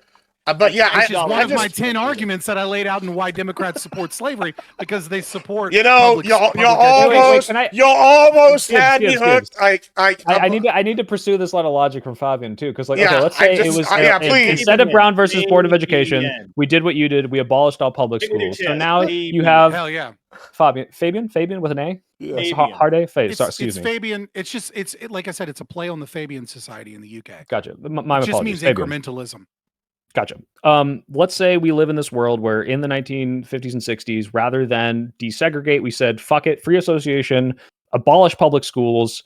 Now you have an entire swath, 13% of the population, I don't know if it was the same number at the time, who does not have access to the wealth like or 12%, the somewhere around there, generational achievements or the connections. And you're like, go fucking make your own shit. And then all the people with the established precedent who have all the money and the buildings and the education and the teachers can do what they want. Dropout rate now, Soy Pill. What? What is the dropout rate? Can I finish? I want to ask him the question, and then we can talk about how much you don't like black people. All right? I'd really like you to. You're making a point that 12% would be Dumb harmed, black and people. I'm saying Like that one guy, the whole white town hated. That guy's probably an asshole. The dropout ratio, because I'm going to guess it's higher than 12%. What? No, that's what does this have to do with my question as to how this would function? You were driving to a point of 12% of people would be left behind and harmed by this by not desegregating, and I'm saying that 12%, it's higher than 12% that currently drop out because the schools are desegregated, and that's exactly what you think the dropout rate of all schools for all races is because there are mixed race people in these schools? I don't know, but you don't know. This is what you just asserted. You don't know that 12% because what is happening? So first of all, Grid, you're presupposing that the dropout rate was Grid. You're presupposing that first of all the dropout rate before please let me finish. You're presupposing that the dropout rate was 0% and then reintegration, and now it's higher than 13%. So the comparable number would be the 0% dropout before with the 13% of the black people who would not be able to freely get good educations because they have no access to resources, which is ridiculous. But now you're also saying, well, it must also be because ridiculous that they have no access to resources in 1950s America. I don't believe the 12% number for black people. I believe that. I mean, you don't believe that that's how many black people I don't believe the number. No, I don't. And I also noticed. Wait. Do you think what's the number of black people? About white people who were not able to go to school. Wait, hold on, Grid. Just for clarification, because now I'm confused. All right. How many? What percentage of the U.S.? This is my question, real quick. Just maybe this will clarify. What percentage right now do you think of America is black? Oh, I have no idea. Wait, what? I have not. 12.7. Wait, why don't I think it's like 13%, right? Racist. Why don't you believe the number? Percentage of I'm black a terrible people, racist. Right? I don't know that. I'm it's sorry. like 13%, right? 13%. Why don't you believe the 13% number? I don't believe that there were 13% of uned people. What about right now? How many black people are there right now in the United States? Like what percentage of the population? I have no idea. Okay. 13. No, 13%. Wait, 13, right? Grid. I was just using that number to say 13. that if you completely separated and let people self-segregate and abolished all public schools, that 13% of the population, aka all of the black people, would have this completely disproportionate, like I'm held back for 10 minutes in the race head start. Why would white people not get educated the same? Why are you asking me why black people had less resources in the 50s and 60s?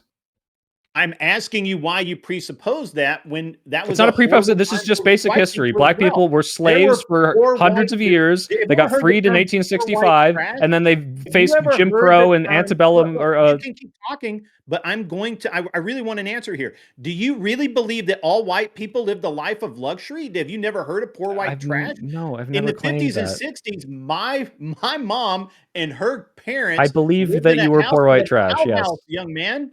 I've got to be honest with you. This is an idiotic. Maybe let's not use that term. That's an idiotic term. I'm not. Wait, Grid, but you're assuming that I'm saying that all white people had it good. I'm listening to what you're saying. Okay, and what you said. Okay, is let me try one more time. Tell me where I lose you. Okay. You're saying Wait, no, well, no. You're Listen to saying me. that No, don't say what I'm black saying. people Listen to me, please, Grid. specifically were Grid, please listen to me. disadvantaged, and I'm saying everyone was disadvantaged, and I dislike it when people play the race card this way. Okay, wait. I'm sorry. Do you think that I love your white virtue privilege? signaling. Do you I think really white do. privilege existed in 1850? Someone in my chat just said 50% of the good arguments are made by 12% of the people on this panel. That's pretty good. Grid, do you think that white that's privilege funny. existed in 1840? I have no clue. I wasn't alive.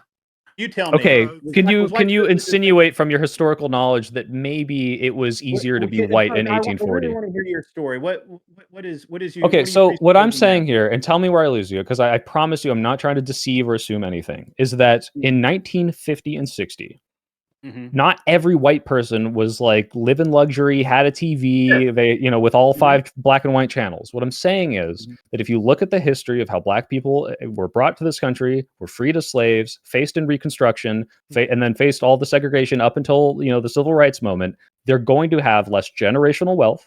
They're going to be worse off overall in communities because there's less money in those communities. And if, as Fabian suggested, you completely shut off public schooling at that moment instead of resegregating these schools, you are now having a whole community, 13% of the population, at a huge disadvantage to then do then everyone do free association and build your own schools game. That's all I'm saying. That's a really swell story. The disadvantage However, is the integration, I think. The forced integration is the actual damage. If you would have allowed people that was the actual damage. Abolish public schools would have been the advantage for them. They would have gotten ahead much quicker. How would they have done that?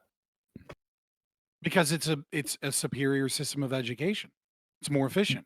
They don't have any money to build schools. They Wait, don't hold on, have the hold on. resources to like. What do you mean? This idea that like even in the turn of the century in late 1800s, early 1900s, there were mutual aid societies and fraternal order societies, even before the Great Depression, where blacks were able to freely associate and get ahead and start businesses. Like this idea that 1950s black people were like this, like it's honestly, it reminds me of that George Bush quote, It's the soft insulting. bigotry of it's the soft bigotry of No, low expectations, right? It's like obviously black people couldn't come together and like figure out a way to educate their children. I'm aware of Tulsa and Black Wall Street. What I mean? Like, stop. What I'm saying is the amount of resources that you would need to accommodate, replace and supplant, which is the public schooling system, did not exist in the black community at writ large. I'm not saying it was incapable of forming little schools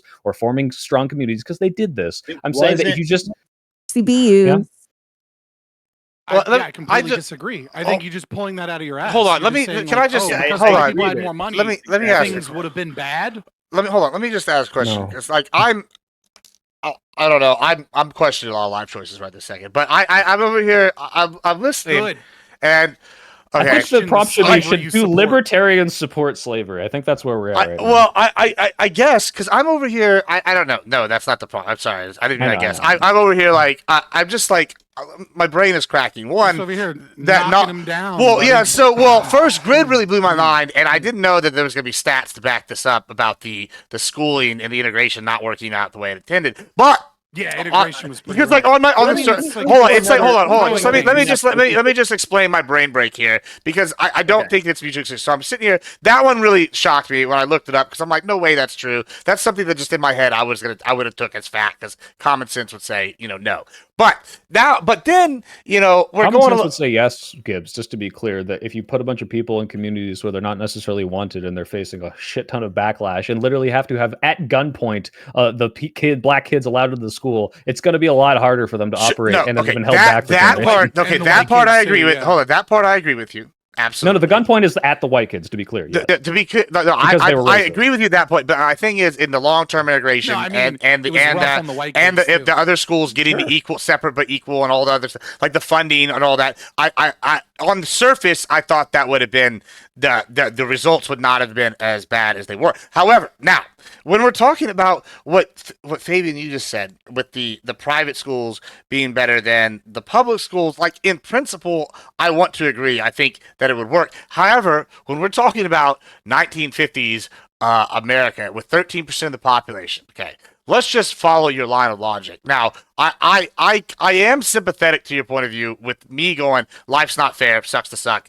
You know, you're tough tits. You have to live the life you live, right? But on the flip side, I keep sit here and go, oh, well, it doesn't make sense that if we were going to take away the public school, that these people who, like, not a very large percentage, it's probably 1% of that 13%, or probably less, were living the good life with the fraternal orders and had Black Wall Street. This has got to be probably less than 1%. It's got to be like 0.5%.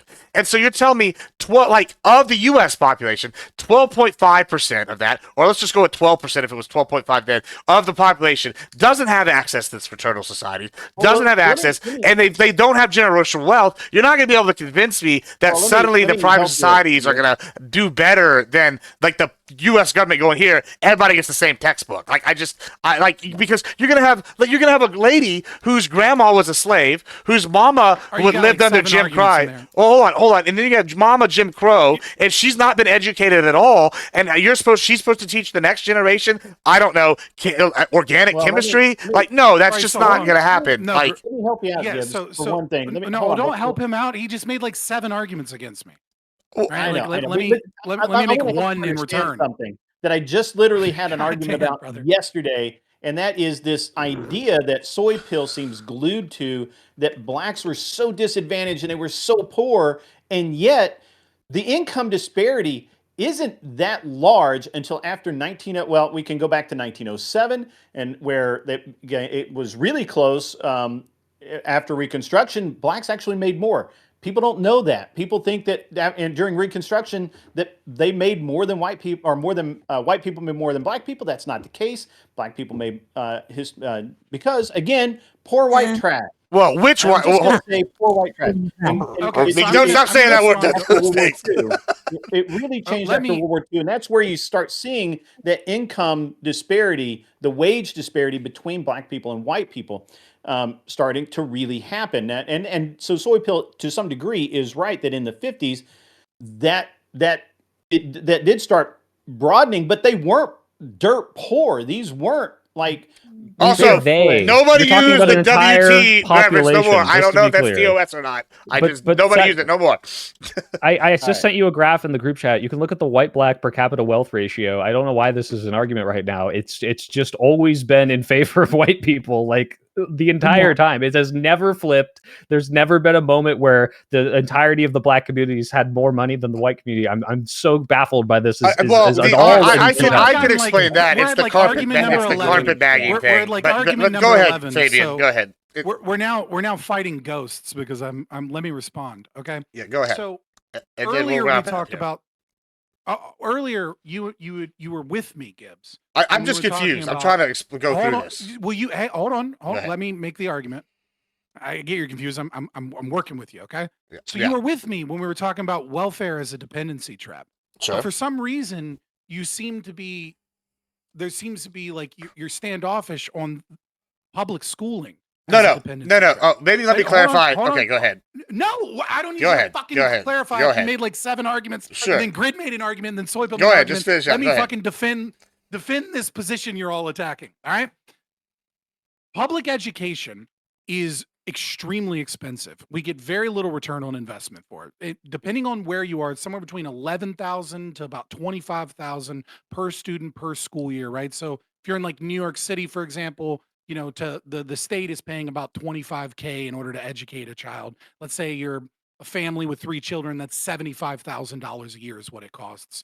I don't know how many moms could easily stay home, right? You can do Montessori school situations. You can do situations where mothers or fathers work 4 or 5 days a week, and then they have a group of children within a family or a community where they homeschool for 1 or 2 days, and then a different parent homeschools for 1 or there are so many incredibly cheap alternatives to public schooling, which is extremely expensive. And it's important to note that every one of those $11,000 to $25,000 is money taken out of the economy. Where every single time, it is money that is in the form of taxation. That means that prices go up, food gets more expensive, wages go down, businesses grow at a slower rate. That there is a cost to educating children. And that cost is astronomically more than it would be if we had a private system where people could, yes, some people could pay for a nice private school. Some people would just homeschool alone, which is what people do now, even though they still have to subsidize public education because they don't get tax rebates for homeschooling. But nevertheless, the other portion of that, when we're talking about the dependency trap, what happens at schools? They train people to be workers. They train people to be obedient. They train people to be statists. Every fucking morning in every public school in America, they get up and they say the Pledge of Allegiance, and they make sure that they understand the hierarchy that they are under. They promote collectivist ideologies. They promote social emotional learning. They promote a form of ethics that is acceptable by the state. It is a form of indoctrination, and it is a form of learned helplessness that is imposed upon people so that those people then end up having to pay. And even the poor people are paying by having lower wages and higher inflation from the money that is stolen from you so that Where we do you can think have the money public education goes when systems. once it's in the public education? Do you think they eat it or burn it? Like, what do you mean it was removed from the economy? I'm so confused by that one. Well, I do want to say one That's thing retarded. to Like, clarify. that's just retarded. Let me just Like, clarify. No, I taken out genuinely of the don't know what you economy, mean. and Like then when I it's hear put into money public removed from the schools. economy, I think it's being sent overseas and not like repatriated at any point. No, like, no, just because the money is like if I take all of your money and then I do some government program, obviously the money went into some government okay, program. sorry, it was the language But- you used. but I that apologize. I money- understand The money is taxation still stuff. Got taken it. from you. Got it.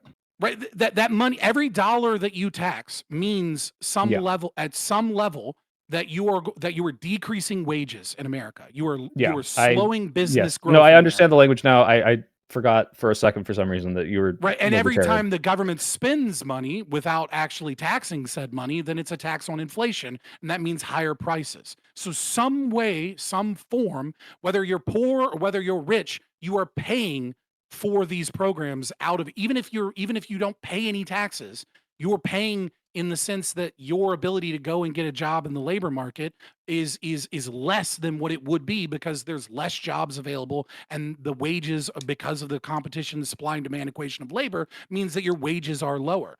What I am arguing is Go ahead. that when we had a problem with public education and segregation, the appropriate response would have been to stop indoctrinating children, stop stealing money, and allow the market and allow families to be able to educate their children. And we have seen over and over and over again that when Black people are free to associate amongst people that they choose to associate with, that they do great things. And when the government gives out handouts, what they do is they teach learned helplessness and they indoctrinate people into a system of dependency that makes them collectivists, socialists, and makes their life worse.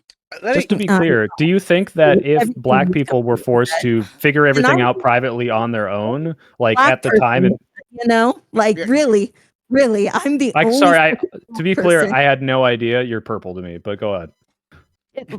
Go ahead, Listen. I'm like literally the only Black person here, and everything that you have said is just complete bullshit. It's complete bullshit. Do you have an argument? Because I fucking lived it. Standpoint epistemology is a contradictory bullshit nonsense statement. Give me the argument. Okay, go ahead. A Black woman is speaking. Sit down and listen, Fabian. What you said is complete 100% bullshit. Because then when you start talking about taxation, right? You want to start talking about taxation of services for schools, right? Then let's talk about services of firefighters. Let's talk about the services of what those taxation does. Now, I do not. We should privatize firefighters. Yes, I do not believe at all that anything that you've said constitutes anything. Now, let's just see. You have an argument? About there is no helplessness. There's none. There is no learned helplessness. As Black person in this fucking world, there is no learned helplessness. Now, everything that we have is because we fucking do it. Yes, we survive within the white system. That is the only thing that we have done successfully. These are just claims. Do you have an argument? I don't need an argument. I'm fucking here. Do you know what an argument is? I'm here. I'm here. I'm the only Do you know fucking what an Black argument is? I'm just curious. Well, It's a thing I've noticed on the left. They don't even know what an argument is. Do you know what an argument is? What? Do you know what an argument is? I know what the fucking argument is. Don't fucking be condescending. Well, I'm being condescending because you're being stupid. So can you No, give I'm me an not being argument? stupid. I'm telling you my lived experience. I don't need a fucking argument. Standpoint from an epistemology is not an argument. Well, My Standpoint lived epistemology is experience. contradictory nonsense. Listen, as a person who is on the left and who believes in socialism, I believe in all of this collectiveness.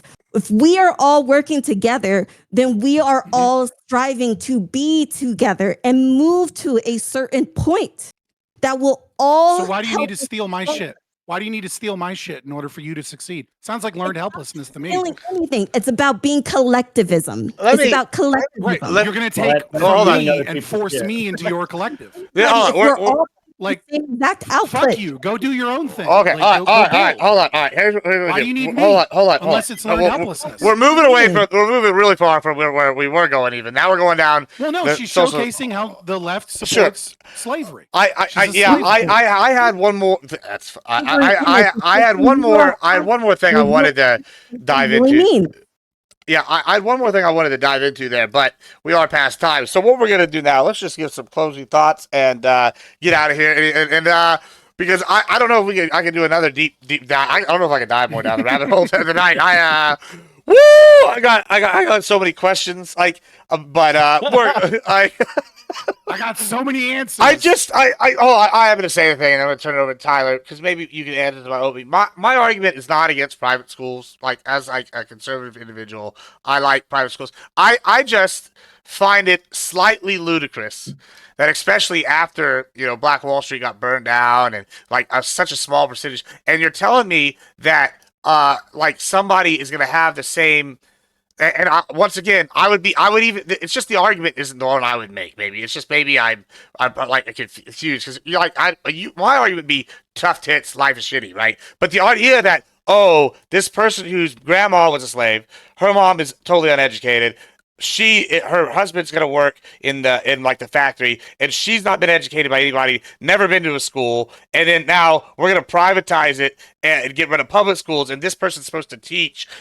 I just don't think that is accurate it's a to soft say. bigotry of low expectations. I just don't think racism. that. I guess it's my racism. What I'm saying is I just don't see that that the logic would be that they're going to be equal faster based off the ability. Gibbs, that's because you're looking at this completely historically accurately and understanding the consequences of oppressing a group of people for hundreds of years and how they might not have the same opportunities. And Fabian is living in his libertarian fantasy where as soon as you say go, then everyone can just figure it out and everyone has the exact same knowledge and background and wealth and everything. And I think I might be more willing to say, okay, it's equal. We should get rid. Well, so my thing is like now I would see this is why I'm not a full libertarian. Like I would argue now, okay, I think people are on an even enough playing field that maybe we should remove the public school, we should do private or something. Like and I'm not saying that. I would have to look at stuff. But like I would say I'd be more willing to consider that. But like at the time, I don't know. I'm mind breaking. I don't know. I'm gonna think about it. But well, Tyler, how far does it go, Fabian? How far? Wait, Fabian. I'm curious. How far does it go? Shut up. No, I need to ask you. 1860. If you did this in 1860, would you have the same argument instead of 1950? Well, okay, I'll answer your question with as far back as time immemorial. We should reduce the state and we should let people be free to freely associate and not be under the thumb of the state and be able to educate their children in such a way that's nonviolent. But when you talk about it works now, but it wouldn't work then. I just want to point out that slavery was abolished in Massachusetts in 1783, and that interracial marriage was abolished in Massachusetts in 1843. So why is it that you have a 70-year head start in Massachusetts, but for some reason, the outcomes are the same? What we saw at the turn of the century is that black people were doing well when they were able to freely associate and they were able to work together in communities together. But then when the government stepped in, when Social Security stepped in, when the New Deal stepped in, when the silent generation stepped in and kept giving handouts and pushing these things. Can I just ask you this, though? Because you bring up Massachusetts, right?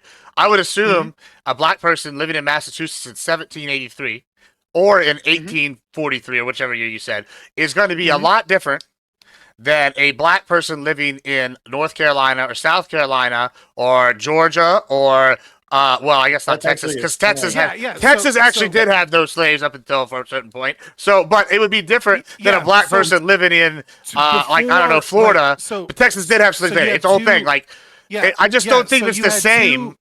So you had two great migrations from the South. One directly after the Civil War, right? So roughly 1865 is the beginning of that. And then with the end of World War II and the GI Bill and a lot more money flowing into communities in 1945, 1950, in that area, you had a second great migration out of the South. So predominantly black people are going to be in the South, especially the Deep South. And then after 1865, because that's where slavery was. Okay. Well, why does that matter? You say go once they're free, and they can just freely associate and figure it out, right? Well, your straw man's is not an argument. No, you can say no if that's not what you think. That's just what you think in 1950. But why not in 1865? At no point in time is any demographic group that has less wealth going to have the same opportunities as someone that has more wealth. I just don't believe in using socialism and theft and violence to try and forcibly give people opportunities by stealing from other people. Like, what if you already used that socialism and theft to enslave them in the first place, and you need to rectify that? Or do you just say like, I'm all for restitution for slavery. I've said multiple times that not only do we owe black people that can trace their lineage reparations, we also owe the Cherokee in northern Georgia that were forcibly removed by Andrew Jackson reparations. I will say I commend the consistency, though it loops all the way around to yes, we should do reparations, but also for everyone who's paid taxes, which includes black people and Cherokee Indians. Okay. Yeah, we also should do reparations for all the taxes. Correct. Gotcha. Yes. Yes. And at this point, the calculation would most likely be that blacks would probably not get that much, just because white people will have paid so much more in forms of taxation. True. Okay. All right. Closing thoughts, Tyler. Well, thank you for talking so much this debate, Tyler. I got a long outro. One more thing before Tyler goes. Yeah. I got a long outro because, again, it's been like 40 minutes. And again, I've enjoyed watching. Maybe I just didn't even need to be here for it. I could just watch Soy's channel or something. All right. Since we didn't talk about the topic, we only got to it, like the modern day spin on the topic that Gibbs was trying to allude to with this. I'm going to kind of address that, put a cap on it with Soy, because we were kind of, and Grit and I were kind of going with that. So I get Soy's argument for change. I said this earlier. The government has the ability to change. Not only do I disagree with his prescription to change, but I like a lot of the policies he's advocating for. That being said, until those things actually change, what these states and judges are doing is not right in the current system. You don't get to ignore the Supreme Court and continue to make illegal injunctions on the entire country if you're a district judge. You don't get to do sanctuary cities that ignore and sometimes work against federal law. It just isn't how it works. I'm sorry, and I do agree with your prescriptions to some degree. We can have the reason we have the system in place we do is because it vets people, and it works very well. I'm somebody that just went through it with a family member, so I can tell you it's not that hard, and most of it is vetting. 90% of it is vetting to make sure you're not lying and to make sure everything you say checks out.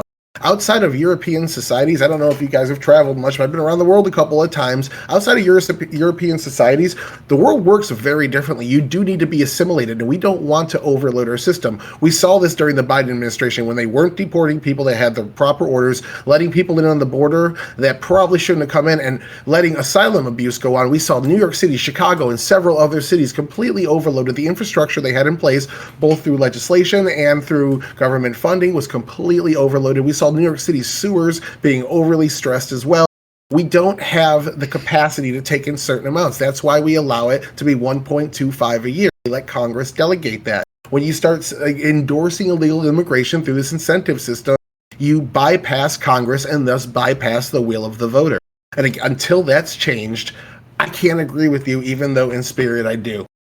Now to the libertarian. Arguing with Scott is always fun. I've gone on a show to try to better understand his arguments. To the best of my ability, I think he would tell you I gave a good faith listen and gave some good questions back to get deeper and deeper into it. But at the end of the day, I still think that his system would result basically in just Mad Max, and luckily only 1% of the population votes for it.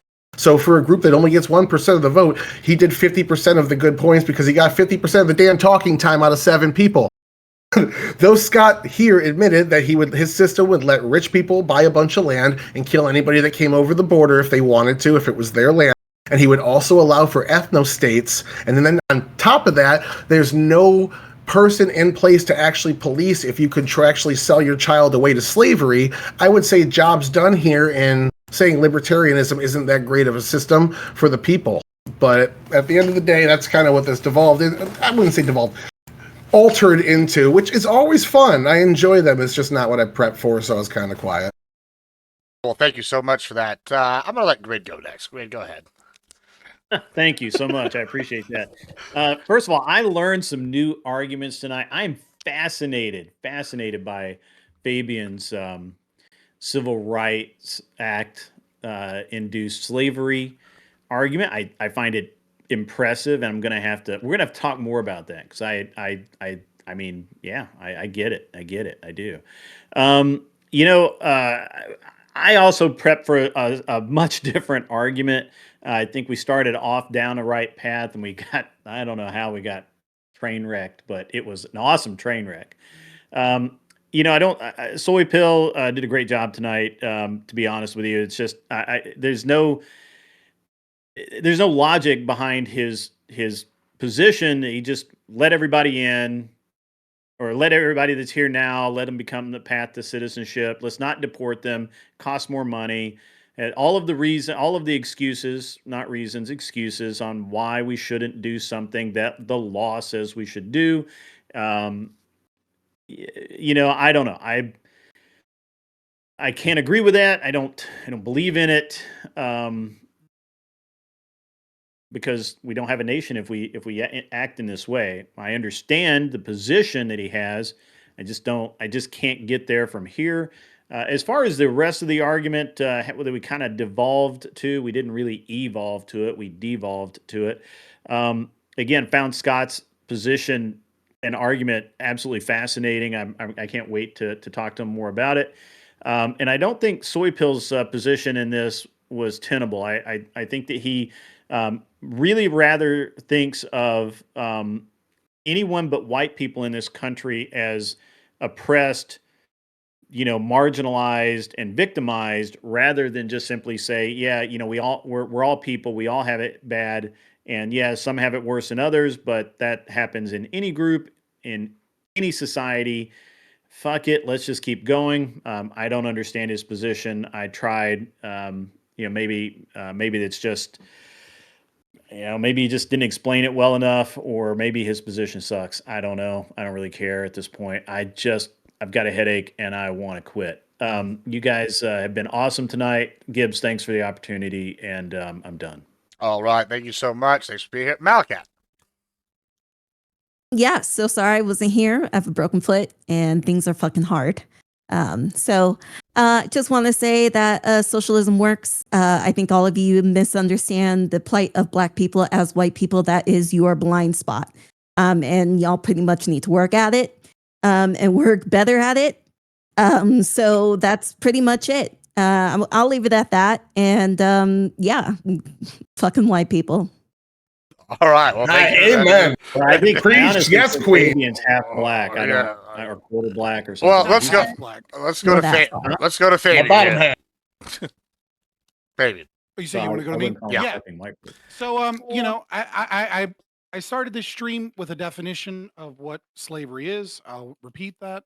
The definition that I chose to use from a libertarian perspective is any system that forcibly takes the product of one's labor or property, or compels a person to act against his will, as a form of aggression that negates bodily autonomy and reduces the individual to a state of servitude. And over again, what we saw tonight was, what it eventually turned into just the, as I said, quoting George Bush, the soft bigotry of low expectations, which is, that Black people need to steal from the white people and get that wealth back, so that they can be able to have the same opportunities, when history doesn't show this. In fact, what history actually shows is that when Black people are free to freely associate, they make programs like the United Order of the True Reformers. William Washington Brown was able to take freed slaves and turn them into business owners and own hotels and have health care that they communally did through fraternal order societies. And I agree a little bit with what Malakat said. Not the racist shit and the, standpoint of epistemology shit, but I do agree that, when collectives voluntarily work together, that they can do great things. And we've seen that in history where Black people collectively came together and they were able to choose their own doctors, where they could choose their own teachers, where they were able to create schools that in many ways outcompeted what it was that the state was giving them. Much like the Royal Order of the Moose did at the turn of the century, they were able to educate themselves better than would the public school system, even while having to pay those same taxes that supported that form of theft and enslavement. Schools have been used just like healthcare mandates, just like labor unions, just like the gun control, just like affirmative action, just like the welfare state in general, just like taxation, just like the regulations on property and NIMBY laws. Over and over and over again, Democrats support slavery, and they love to use Blacks as a token piece to win elections, as they consistently stomp on them and never give them what it is that they promise them, and instead string them along so that they can use them as a voter base. I will end this. You can find me, Fabian Liberty, on YouTube or Twitter, with one of my favorite Ayn Rand quotes, my favorite being about contradictions from Atlas Shrugged by Francisco d'Anconia. But my second favorite would be the smallest minority on earth is the individual. Those who deny individual rights cannot claim to be defenders of minorities. Thank you so much. Soypil. Yeah, I came here to talk about illegal immigration. Sorry I didn't get through to you, Grid, although I do appreciate your good faith in listening. Basically, my argument is it just does not make economic sense to do mass deportations. A lot of people are here. I think they're not hurting anyone. They're nice dads and moms. They're just hanging out, working, and unfortunately getting abused and paid under the table a lot. And I think those people should be reintegrated as easily as possible. I think it's totally capable within our system, and with not as much expense. I love to steal more money from people like Fabian to pay for it, and that includes me too. I would pay a lot of taxes. Somehow we've devolved into the fact that ethno-states are cool. From Fabian, 1840s didn't have white privilege. That didn't happen. Malakat, I'm sorry I caught all the crossfire for being white, but I get it. I get it. I understand. Don't worry. But in terms of bigotry or low expectations, I only really have it for libertarians, because every time they talk, they say the dumbest shit I've ever heard in my entire fucking life. Thanks for having me. True. All right. Well, on that note, I'm going to use one famous quote from one of my favorite emperors, Emperor Valkorion, and he once said, "Your birthright is the losses you take." And I lost brain cells tonight, so I'm pretty excited about that. But yeah, thanks everybody for being here. We'll be back Monday. I got some excitement coming on. Friday we're gonna be on the Project VO Pod. Are you gonna get some people? Is what I've been told. So that's what I'm gonna be doing Friday. Then we'll be back Monday, and we got some exciting stuff next week. So stay tuned. Thank you all for being here. This is a good one. Y'all have a good rest of y'all's night. We're gonna raid somebody. You too, Grid. Let's raid It's Justini, because I need to look at some titties, and that's what we're gonna do. And whatever, she won't care. All right, y'all be good. Thank you, everybody. Thanks for being here. Appreciate it. It was fun. See ya. All right, peace.